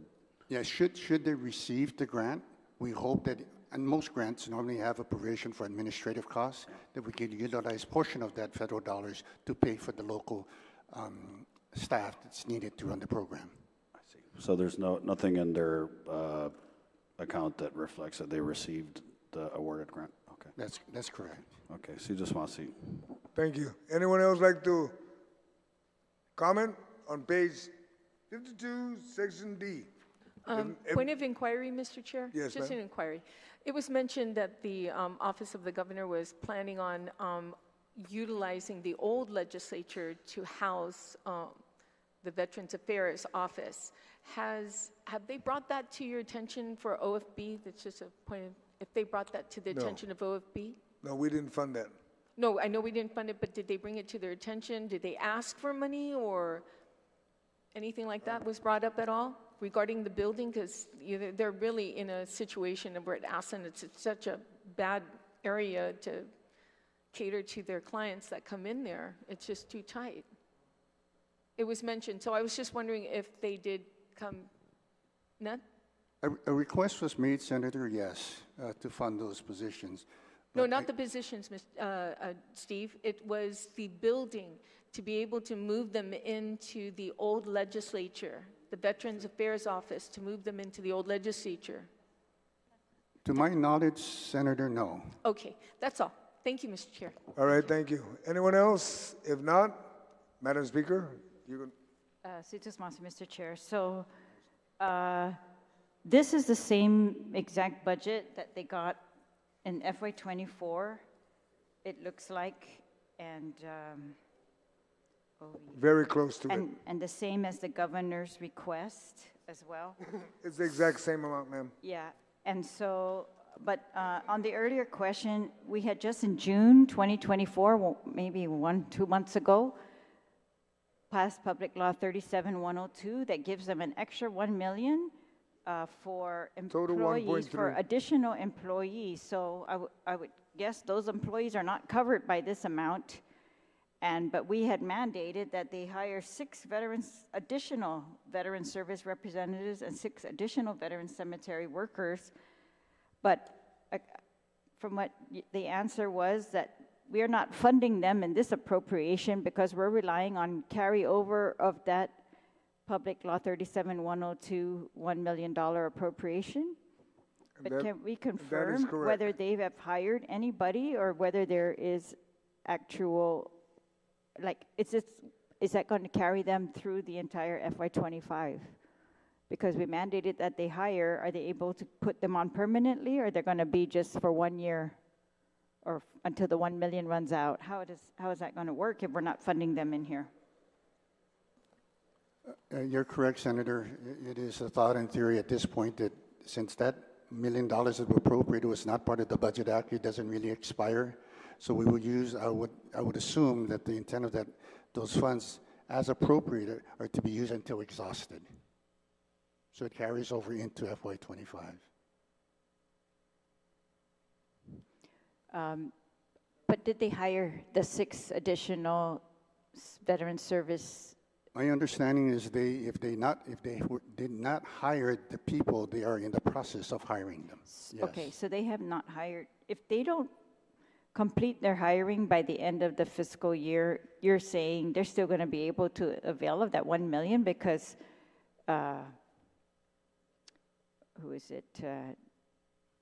That would not be treated as a excess, I guess. I hope, okay. My understanding, Senator, is So whenever this- you appropriate monies in a bill that becomes law, that law continues until there's specific language in the law that All right. terminates the use of those funds. Unlike in a budget year, it is customary that at the end of the fiscal year, all funds appropriated within that budget fiscal year ends. All right. So does the 1 million then, we were giving that to them to use in June. Is that enough to cover the 6 additional veteran service reps and 6 additional veteran cemetery workers for FY25 for the entire year?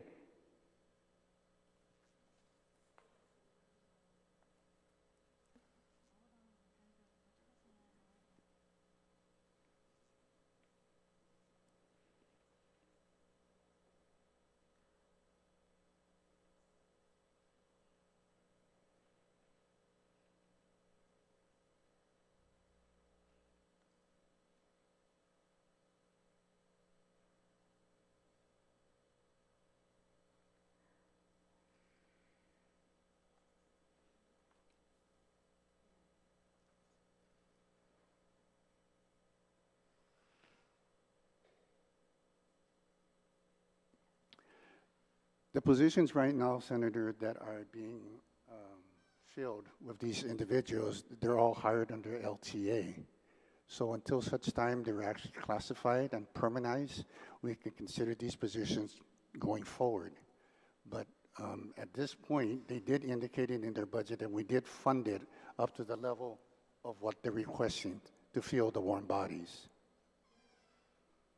The 1 million that we appropriated in that public law will cover the 6 additional employees above what they currently have for FY25 for the whole fiscal year? We covered those positions that were reflecting the staffing pattern, but it's my understanding that the agency still wants to hire more people Well, wasn't that what the new public law said, to hire additional 6 people Yes. with the 1 million? So yeah, the question is, if you're saying that 1 million is still available for them, it's not reflected here, but it's still available for them, can they cover the 6 people for the whole year with the 1 million? I will safely say, yes, Senator, it's more than adequate to fund those 6 people, those 6 positions. Okay, and then if that Hessler building gets transferred to them as promised, are you familiar with the rent? So according to, I think it's Public Health, said they've been paying rent on that building, to our surprise. So would they be able, in this budget that we're giving them in this bill, to cover that? If this is an anticipated cost to be incurred by the agency, Senator, they did not reflect it in the FY2025 request. Do you know how much that is? Off the cuff, I don't know what the amount is. Do you know what it is?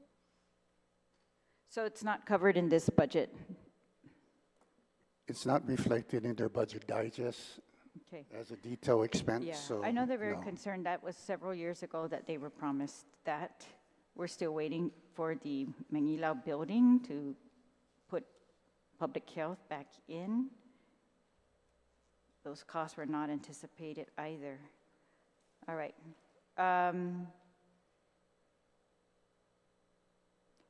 If they had received the $8 million grant, would that be reflected in line 10, the federal matching grants and aid, which shows $0 right now? So this pretty much shows that they have 0 federal grants, the Veterans Cemetery.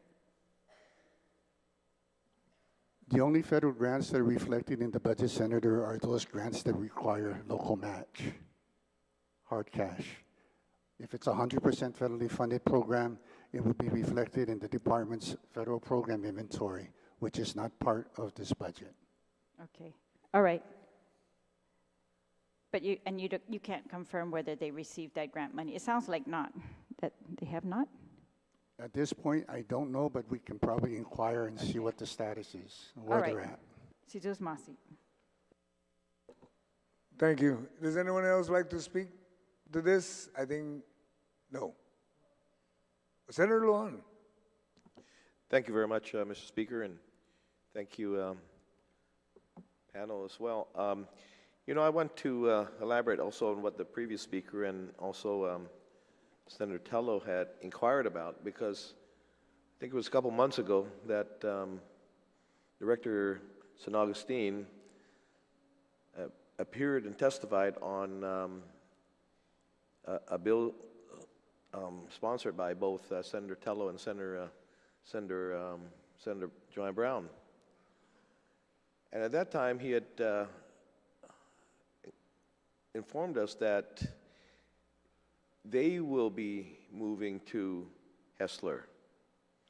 And they were to be the umbrella organization for all the veteran organizations. All the veteran organizations were to be consolidated at Hessler. While Office of Veterans Affairs will be the umbrella organization to, I guess, manage the facility and have one consolidated home for all the veterans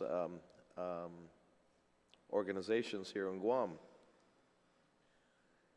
And again, Mr. Guerrero had mentioned that this funding, and it is very obvious that this funding is not in anticipation of a move or even a renovation of an anticipated move by the Office of Veterans Affairs. When Mr. San Agustin had told us about the move, it sounded like I heard from the previous speaker that it was promised for a couple of years ago. Well, I wasn't here a couple of years ago, but I just heard this a couple of months ago. And from what was brought forth in the public hearing at that time was the assumption, and I guess I shouldn't assume that, but that the move was going to be, within this year. So I'm just wondering if, again, because as the previous speaker had mentioned, that there is rental. It is now a government of Guam facility. There is rental.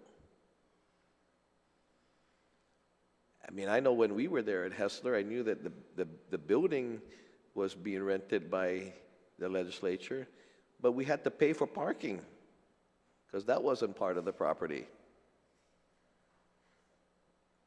Now, did the government of Guam buy the parking space as well? And so, do we have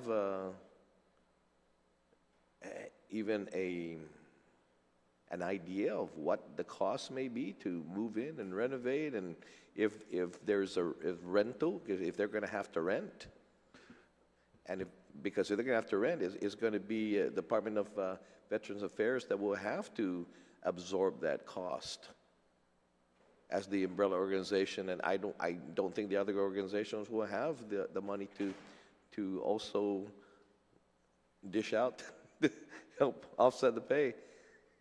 I think Senator Sorry, Barnett. Senator. Just on a point of information, Mr. Chair. Yes. On relative to this subject, and just to provide a little history, I believe it was Lieutenant Governor Josh Tenorio speaking at a Veterans Gala who had committed the use of the Hessler building. I'm just unclear on whether it was for the various veterans organizations or the actual Office of Veterans Affairs. But when I started hearing about public health being charged rent for Hessler, I had sent a Freedom of Information Act request to the Department of Administration to FOIA the amount of money public health was paying for rent at Hessler.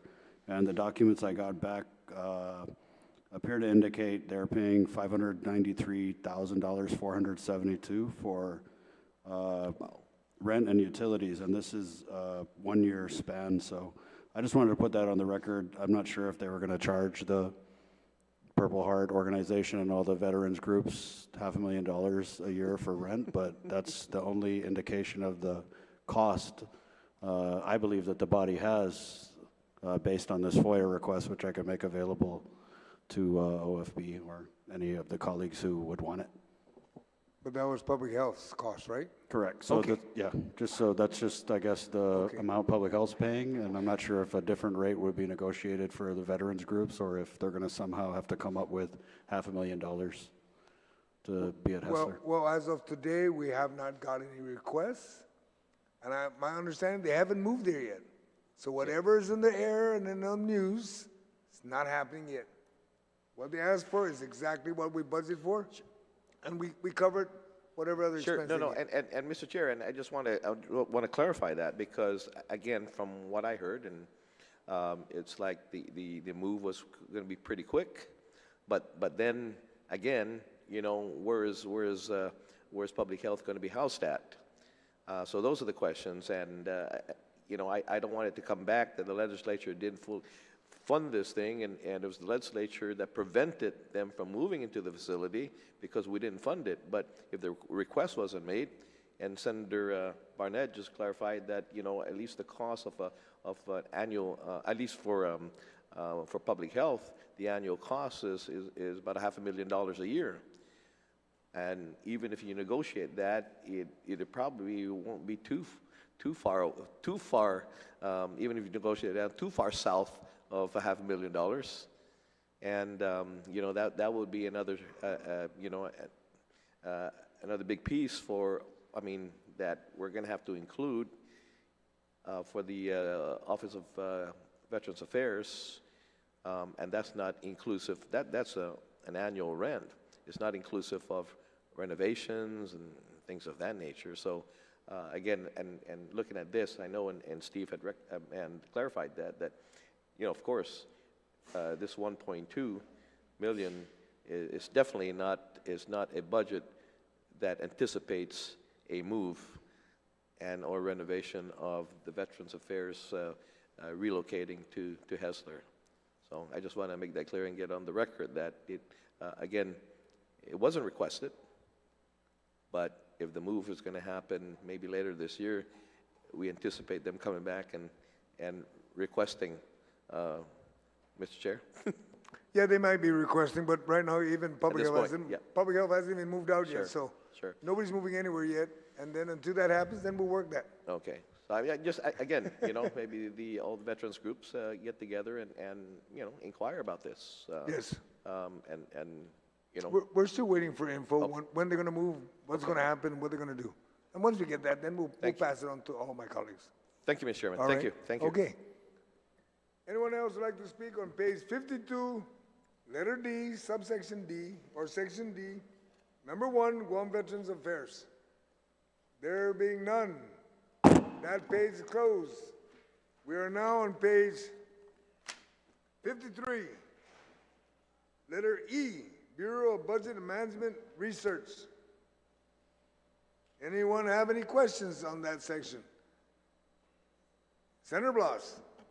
Thank you, Mr. Chair. I know that, Mr. Chair, with regards to indirect cost fund at $417,473, and I know that it's part of the special fund, but can somebody give you an idea as to where does this actually come from, the indirect cost fund?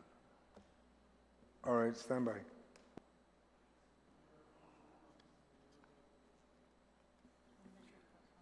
Indirect cost center comes from the administrative dollars that the government of Guam is entitled to charge federal grants, and those are set aside in a separate account. And I believe by law, it's only allocated to 3 agencies, to my understanding. Okay, and the reason why I'm asking, because recognizing historically, at least very recently, we've had issue with regards to, the special funds. And, while, this is not a significant amount, we just want to make sure that this is constant, and I just wanted to know where this money came from. Thank you very much. Thank you. Anyone else like to speak on this page? Madam Speaker? Yeah, I just want to note, this is not a carryover budget. They're getting increases at BBMR, like 200,000. I believe the actual amount, Senator, is roughly about 144,000. All right. Yeah, just wanted to note that because we just went through Veterans Affairs that is status quo and other agencies that were status quo or less than 2024. Thank you. Anyone else like to ask questions? Any comments on page 53, section E? If none, page 53 is closed. We're now on page 54, Civil Service Commission. Anyone would like to comment on Civil Service Commission? Section F, page 54. See none. Yes, Madam Senator Brown. As we go through these sections, just to facilitate, can we just let us know if it's an increase or not from last year, or is it the same? Increase. Yes, there is an increase, 109,000 Okay. for civil service. And did they say why they need the additional funding for that? That was for the stipend for the members. Is it my understanding in this budget that we're increasing the stipend for the Civil Service Commission members? The increase, Senator, that you see in most of the department's budget as we go through them is, one, to address the organic growth departments incur. Organic growth includes adjustment in retirement rate, adjustment in health and dental benefit rates, any type of contractual increases based on their current statute or based on their agreements is what we cover. We also include things that the departments are requesting in addition to their current level, which to some degree we would feel would be justified. There are a lot of things that the departments have requested that we don't fund simply because we can't afford it. And to your question, and maybe it's going to answer a lot of other questions that may come up, is please bear in mind when departments submit their budgets on an annual basis, those budgets are predicated on a ceiling already established by BBMR. It is not a wish list. It is not a list that requires funding to cover all their mandates. It is based on a ceiling that is provided by the Bureau of Budget. When we meet the departments after these ceilings are established and after the departments have already prepared their budgets and submitted it to the legislature, they come to OFB and they're asking the world. They're asking their true needs of what it takes to operate their agency. Of course, realistically, we can't fund every single department up to that level. And it's not a matter of what I feel is priority and what I don't. It's a matter of what funds are available and how we basically allocate it. When we allocate it, we do it the best we can. It's not going to be in tune with everybody's liking and everybody's view of priority, but we do it that way. And we present it in the budget that way, the budget bill. I have taken the position for many years, even while I was at the Bureau of Budget, is that it's a budget, it's a plan of how we want to spend our money. The body is more than able, willing, and authorized to change and make amendments to that plan. And I sit here before you, and I'm willing to sit down and figure out how to best utilize these funds as we collect them going into the new fiscal year. And I keep telling them, I look at the agencies and I feel for them. I came from the executive branch. I came from the Bureau of Budget. I know exactly how this thing works, and I feel for them. But I am in no position right now to fulfill everything they need. And I am not in the position to justify who is priority over the other. I'm just here to do the best allocation we can, and I'll leave it up to the body to figure out the best way they feel we should allocate these resources. That's all. Thank you. I appreciate that. I think there's a number of us that have had the same experience, not at budget, but certainly on your side of the aisle in the executive branch. But are we looking at increasing stipends for the commission members at the CSC? They have requested an increase in their stipends per member. I believe last year there was an attempt to increase their stipends, but that attempt failed. They again came up to my office and asked whether or not it would be prudent to go ahead and put it. I said, you know what? The best you can do is you can ask. The worst that can happen is be denied. But if you don't ask, then there's no way you can increase it. If you ask and you get approved, then fine. I believe last year the conversation on the floor was, it was taken out simply because they wanted to do a whole revamp of all the boards and commissions and how they were compensated. At that point, I said, I'm fine. Here we are a year later, and nothing has happened. So they are requesting, again, if this is possible. And I'm saying, I believe last year they went from 50 to 250. I believe this year they're asking from 50 to $100. And that's what they're asking. And I told them, put it in. And if it passes, it passes. If it doesn't, it doesn't. But you'll never, ever move out of that $50 rate if you don't ask the question. And so this increase has been proposed in this budget to go from 50 to 100? That didn't go through a public hearing process? Again, it's a request in the budget, and anything passed by the budget I don't think requires a public hearing. I know, but it's a way of hiding these increases without getting public review of it. I mean, if you're including the increase here automatically, I mean, we're in a position now as members of the legislature to have to remove it versus including it. Absolutely. And this, to me, is something that should have gone through the public hearing process with regards to the Civil Service Commission. I mean, I'd like to know that all I got to do is ask, you'll put it in, and then senators who are elected by the body have to vote to remove it. You know, Senator, you're absolutely right. But if you ask me, there's a lot of things that we put in the budget that personally I feel should go to a public hearing. But that's not for me to decide. Then I'm curious who gets to decide that. That's the question, because, you know, we're at the other end here of not really making the priorities, because if we want a budget to pass, all these other things get thrown in that probably should go through more public review. I mean, I'm sure the people of Guam have their opinion of the Civil Service Commission and whether they believe that they're entitled to a $50 to a $100 increase, because most of us have the view that when you serve on these commissions and boards, that it's pretty much a public service.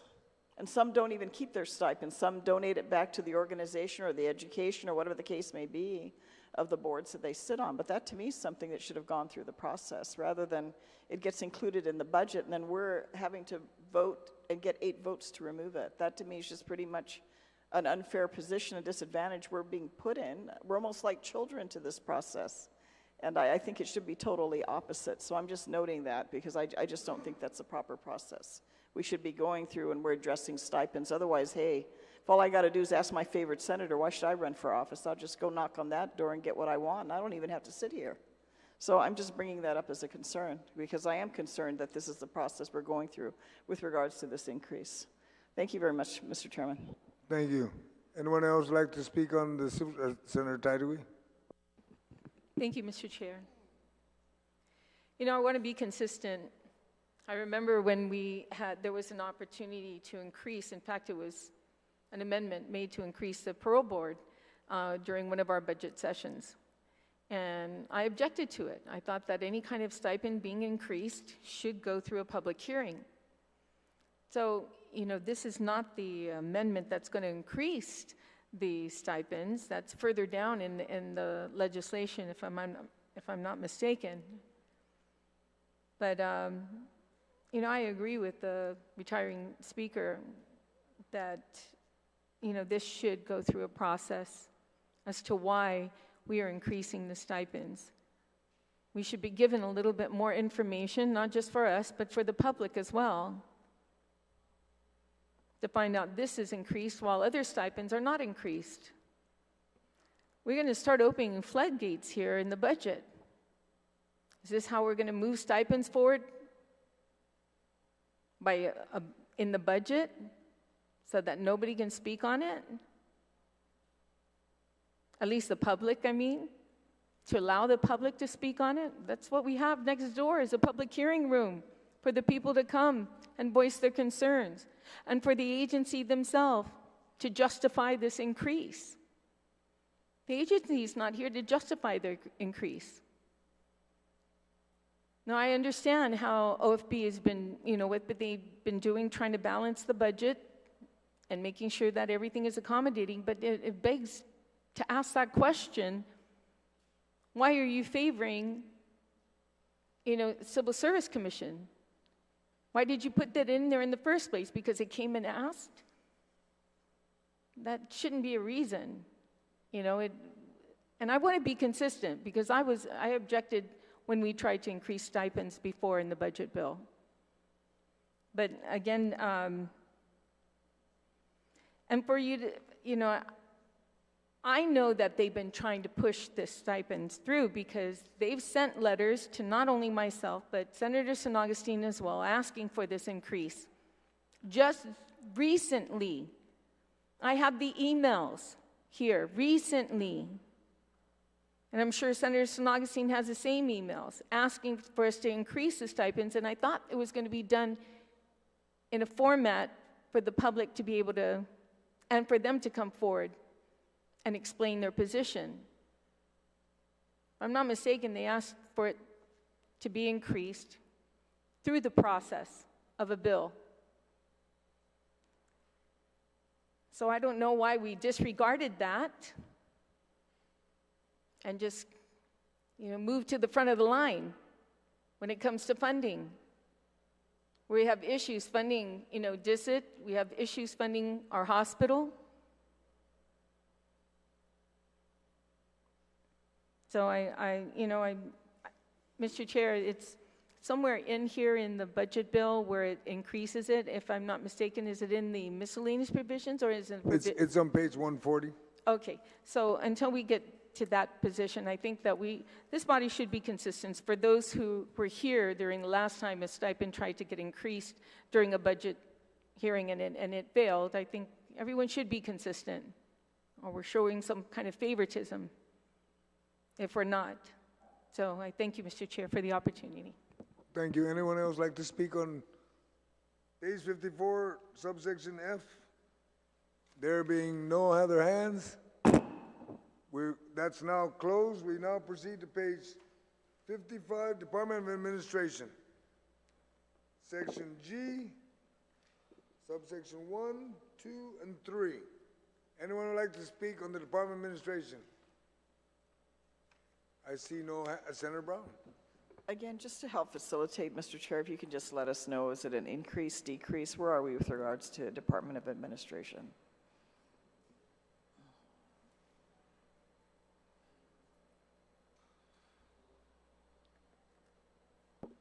There is an increase of 581,000.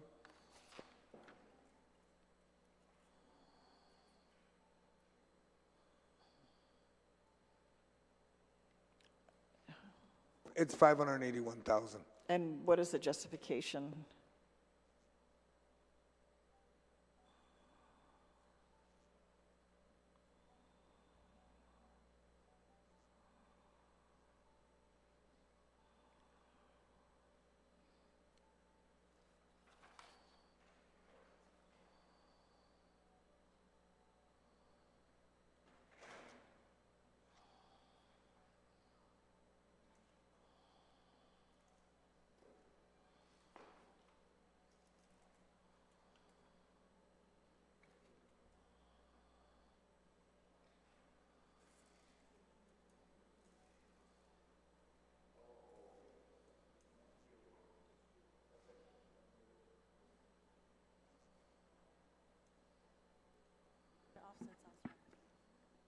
Of the total increase of about 581,000, about 544,000, I believe, is for personnel. Is this just the increased cost as a result of the pay raise and increments, or? It's a result of all adjustments made across the board, including the organic growth in retirement, benefits, and increments. So primarily all of this is focused on personnel then? There's no other increase for any other operation, Department of Administration? There's slight increases, I believe about 26,000 in contractual, 17,000 in office rental,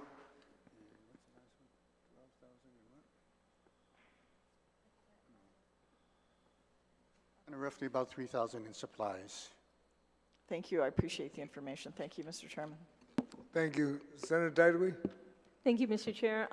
Steve, can you tell me what numbering is DOA on the spreadsheet, the comparable one from fiscal year FY2025, the one that you're looking on? What number is DOA? Because I'm finding two different areas of DOA.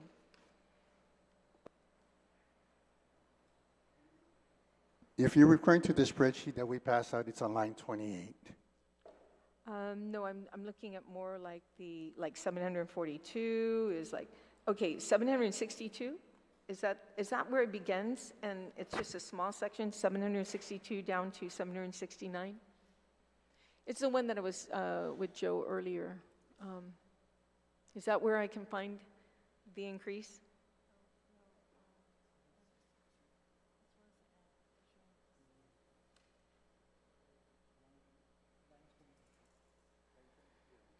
What line, Joe? It's on line 28. Oh, all the way Yeah. to the top. Yeah, Okay. Yeah, so because then, we're tracking what you're tracking. okay, so the area that I was just speaking about, 762, line 762, DOA, and it says this sounds like miscellaneous all the way through.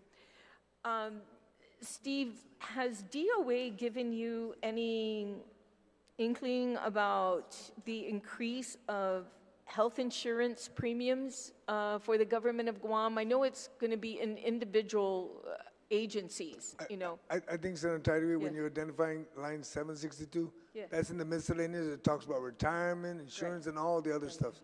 That's why you're going to see DOA registered And there. then the other one's on the top at 21.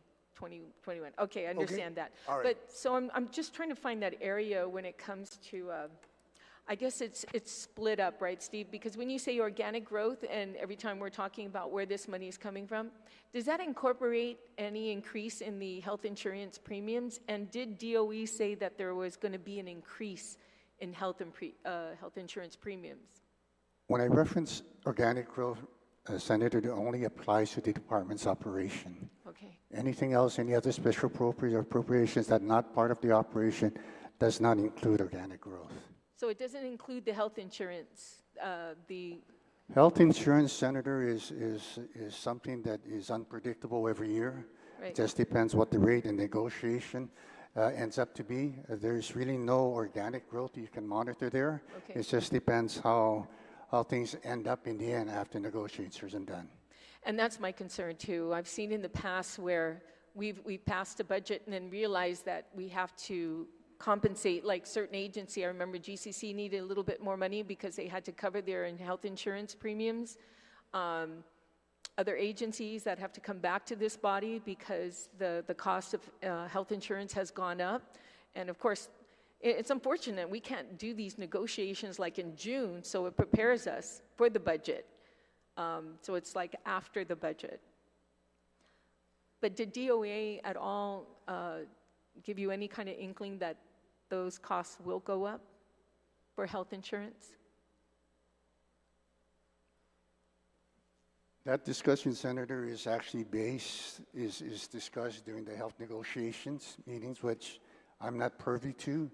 The only thing that I'm privy to is once the negotiation is completed, they will notify us exactly what the government's share is, and there we appropriate that amount. Yeah, I know, but Steve, you know, you meet with Mr. Burns quite a bit, you know, especially going through this budget. Didn't he once tell you it was going to go up? Those negotiations talks, Senator, are private. They're not made to the public. It's only for the committee members that are there and are only basically available to them during the negotiations. When that be completed then? When will we know if there's any increase? I believe the negotiation is already completed. Okay, it's completed already? And To my knowledge, it is. And the cost, did it increase for the government of Guam? Just judging by the retirement share, yes, there is an increase. And that's what I was just boiling down to. You know, my question was there an increase in health insurance premiums? And then now you say negotiations are done.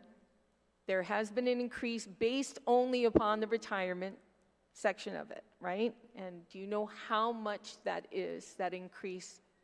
Because you're obviously being able to see the numbers for retirement. What increase was that for the retirement? If you want to discuss that portion of appropriations now, which is under the miscellaneous appropriations, we can. Okay, It has no bearing on so Department of Administrations. It has no bearing for the administration? Not on the Okay. Department's Administration's appropriation. It's under appropriation? No, it's not under Department of Administration's appropriation. Yeah, It's a that's what I'm separate saying. appropriation. There's miscellaneous appropriations and miscellaneous provisions. So when would you like me to ask you these questions, Steve? Under miscellaneous provisions or miscellaneous appropriations? Miscellaneous appropriation. Okay, then I'll ask you the question, but at least you told me the premiums have gone up, so the costs have gone up. We can anticipate that. Okay, thank you, Mr. Chair. Does anyone else have any questions for page 55, section G, 1, 2, 3, 4, subsection? For page 55, Madam Speaker? Yes. So, Steve, can you just explain again, why did OFB give $500,000 more than the governor had requested for DOA?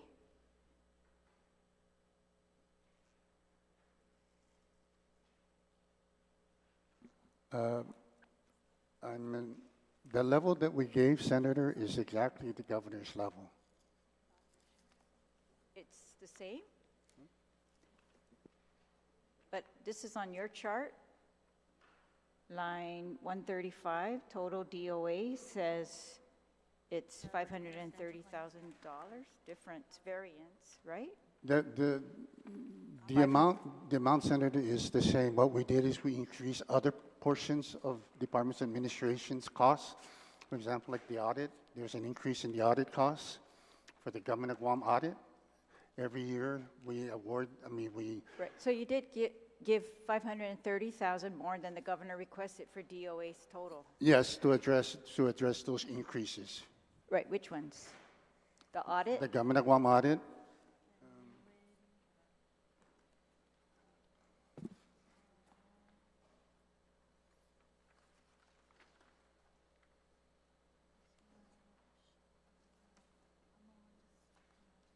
That went from 545,000 to 700,000.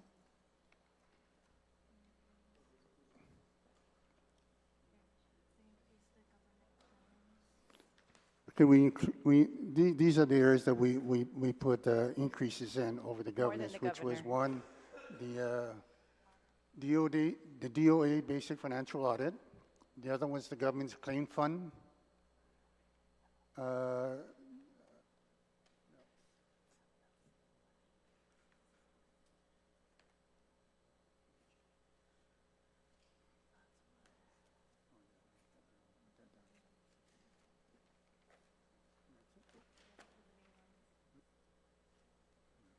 Yeah, those are the main areas, Senator, where we increased. All right, I'm just curious because this was, it's DOA, you know, with the governor who submits her executive budget request, and we're giving more than they even requested in their request.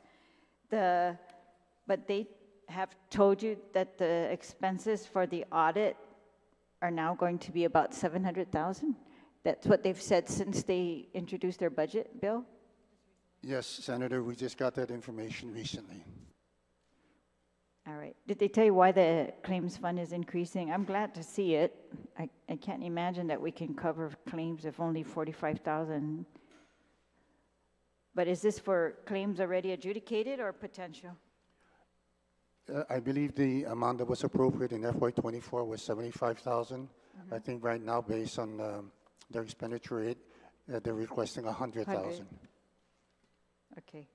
Yeah, but that doesn't really add up to 500,000 increase of their budget. So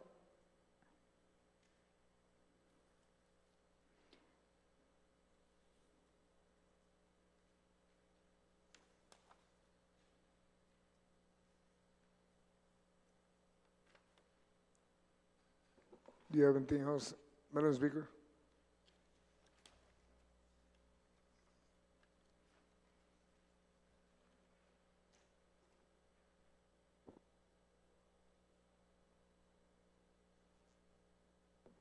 Madam Speaker, do you have anything else so we can move along? oh no, I think they're waiting. They're going to answer. Oh, they're waiting for you're waiting for an answer?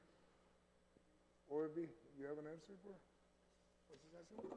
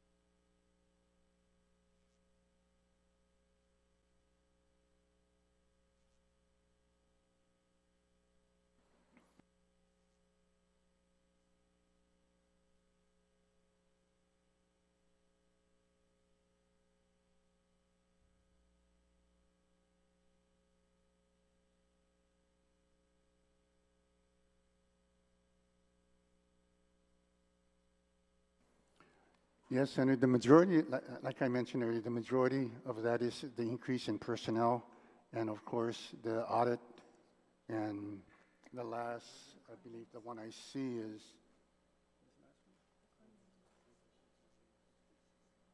the audit on what? And the government, and the government's claim fund. Guam Academy Charter Schools, that's an increase as well. It says full-time staff. Is that new? Like, did they not have a full-time staff before? Subsection 10.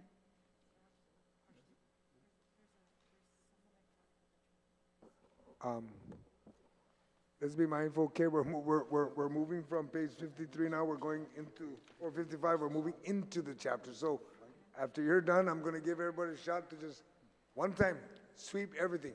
Okay, I'm just trying to get a picture. So this is a $500,000 increase to the Department of Admin. We saw some agencies who had status quo, like I'm assuming they should have had status growth also, but theirs were status quo.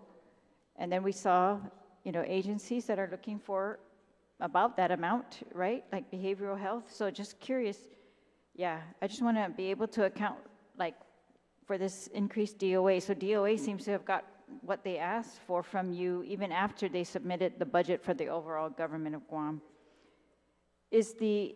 Are you able to tell for the self-pay, so that was our first year of self-pay, or second year, first year of self-pay, are you able to tell the overall cost versus what we were paying when we were paying insurance companies?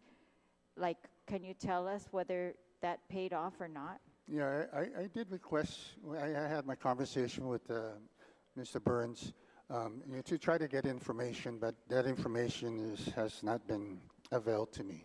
So I don't know exactly what the total cost is. It's costing the government to run the self-pay health insurance program this year. But we should be able, that's not secret information, the cost. Yeah, I don't think it is. One of the biggest problems we're having is extracting information out of the system. The system still has its challenges. There's a lot of portals that are still not up and running. And just extracting information, at least just for my purposes out of OFB, that has been a challenge. Okay, because they had sold us on the self-pay idea, saying that it was going to be savings, actually. So, of course, I was hoping we were going to be able to use that savings, put it back into other parts of healthcare, but you're saying that we are unable to determine whether there were even any savings at this point? At this point, Senator, that's correct. Okay. On the Guam health insurance contract. Okay, Mr. Chair, my other questions are on the FMIS, so I'll wait for that page. All right, thank you. Are you still on page 55, right? Okay. All right, so I just want to make sure folks we're still on page 55. Senator Blas, do you have something for page 55? Section G, DOA, 1, 2, 3. I won't be calling it the section no more. I'm just going to call the section and not go into the detail, call the page. So please be mindful so we can move along. Senator Blas. Well, I think my question is more to something that, based on the discussion from the speaker, which is not here, and then again, it's basically what's the government cost for running the health insurance program?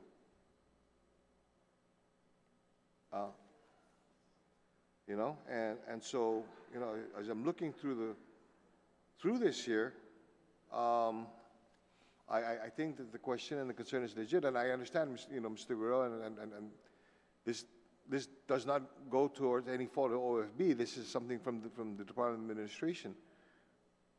It's basically what are those indirect or direct costs for basically running now what we as the government have taken on as the insurer of, not just government employees, but retirees.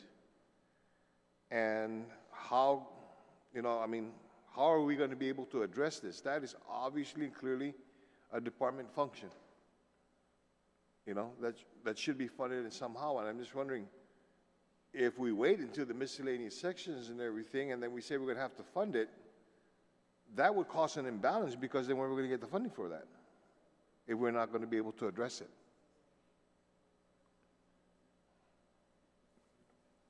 If it's determined, Senator, later on in the budget, as we go through these sections, that there is an area of shortage, we're just going to have to kind of figure out where we're going to cover that short. Yeah, and again, I mean, it's no fault to OFB. I appreciate it. But when the administration doesn't come with all the information necessary to be able to run just a basic function, and in the case of government operations, and as far as now that we've assumed the role of being the insurer, what are those costs associated with this? Again, my concern here, which was brought up by the speaker, is when it's not addressed here as a departmental function and we want to be able to, and then we're going to have to address it later, it's going to cause an imbalance because then where are we going to get it from it's going to force us to go back to Chapter 1? We're not going to do that. We're not going to be able to do that, okay? Nor are we going to be able to have to take from excess funds from any one of those fiscal years. I don't think it's prudent, and I don't think it's wise for us to be able to put a basic government function in that area. So I raise that as a point of concern, and I appreciate and I recognize the struggle that you got here in this thing. I just caution, Mr. Chair, that if we don't get those figures from the Department of Administration on this thing and identify this right now, we're going to have an imbalanced budget. And we have the potentiality of an imbalanced budget, because where are we going to get that money if we're not able to address it now? Thank you very much, Mr. Chair. Mr. Guåhan. Thank you. Nothing? That's okay. You don't have to speak. I don't. The only thing, Senator, I can say at this point is that, when we develop this budget bill, we develop it at the latest time we can to get as much accurate information we can to ensure that what we put in the budget bill is something that the government can live with in the next fiscal year. What we've gotten in terms of funding requirements for the health negotiation, that was already conveyed to me by Department of Administration, by the Guam Retirement Fund, as to what those levels would be for FY25. I don't think it's going to vacillate or it's going to differ that much once the fiscal year starts. I think the only challenge now is whether or not whatever we appropriate is an amount that we can live with in the fiscal year. Okay, well, historically, when have we been able to address what our funding needs are for the health insurance for Guam employees and retirees in a budget process, historically? My answer is yes. Yeah, okay. Yes. Historically, have we been able to address and recognize what has resulted from an audit from a prior fiscal year, which is, prior fiscal year audit, when is that supposed to be due? When is that due? Or when should have we received that information for FY23? I believe the cutoff date for every annual audit is June of the following year. June of the following year? Yes. Did we receive that yet? To my knowledge, no. Okay. Have we received any information with regards to health insurance? For FY25, whatever the projected amount is what is reflected in the budget bill through information that was provided to all. Based on all of that, but there's still some critical information that should have been brought forward and for us to deliberate in this process now that was not provided yet.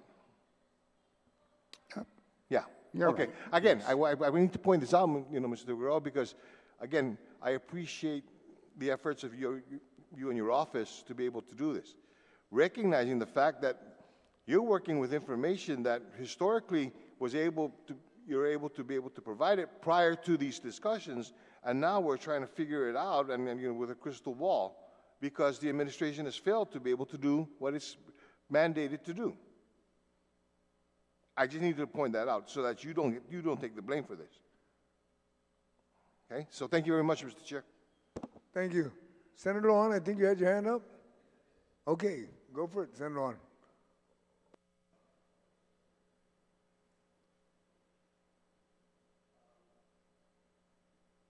Thank you very much, Mr. Chairman. Mr. Chair, I got to go back and ask the question about Hessler, because I've got this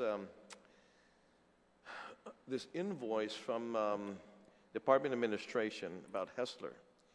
Now, I guess it's clear that this building belongs to Governor Guam, and I've got 2022 and 2023 receipts or invoices here. Invoice to Department of Public Health and Social Services, to the tune of $593,472. Of that, the government of Guam is paying 23,000, or public health is paying $23,266 a month times 12. That's $279,192. Power is $20,952 a month times 12 is $251,424, and water is $5,238 times 12 is $62,856. A total of $593,472. My question is here is this reflected on receivables for department administration, and is it reflective as well on Department of Public Health's payables? And where's this? I know this money, I mean, the invoice comes from Department Administration, but where does the Department Administration bank this? Where does this go? Are we in the rental business? I mean, I don't know. Huh? I mean, there's invoices here, and I don't know if it got paid or it's just an invoice sent out. I don't know if it got paid, but is it reflect? Again, does Department of Administration reflect that this is received? And does Public Health reflect that it's a payment to one of the buildings? Because I'm sure the other buildings that they rent that does not belong to Guam, that's inclusive in their budgeting. Is this a, Mr. Grote, do you know if this is a part of their budget? That a building that we own, that Guam, suppose we own, that Public Health is paying that, and what? I wasn't in the legislature when supposedly this was purchased, but how do we purchase this? Do we go out in the bond market? What monies do we use to purchase this building? Do you have an idea? To that particular situation, Senator, I am not aware of how they're addressing the usage or the payment or the funding of that facility. The only thing I can say is that if these are legitimate purchase orders, requisitions, what have you, that are still outstanding, and they're down at DOA, I'm assuming they went to the whole 9 yards of the certification, identifying the funding, if there's required funding, and of course the method of payment. It's just a matter of timing of when these invoices and documents will be paid. Mm-hmm. But I don't know. Again, it depends on the funding. If it's federal funds, it behooves me to see why they're even holding the payment of any invoices or requisitions if you're utilizing federal funds, because normally we have those funds sitting in the bank. If it's a general fund, that also would kind of like behoove me at this point, simply because we're in excess mode. So there's no reason why we can't pay it in a more timely manner. Sure. But to answer your specific question, Senator, I don't know. Well, thank you, because we're all in the same boat at this point, and that's my question, because again, how do we purchase this, and if we're paying something back, who we paying to, what source of what monies do we use to pay this back, and because obviously, if this is owned by a private enterprise, they would have been probably evicted by now if they didn't rush through to pay this invoice, because that's $500,000. Well, I mean, actually not quite $500,000, because that's inclusive of power and water, but that's a big amount, and I don't think a private property owner can absorb that for at least 3 years that we're seeing these invoices sent out. So yeah, as you said, yeah, these invoices, you know, probably there at DOA. But if this was paid out, where does this money go and who we paying? I mean, I don't know. Che.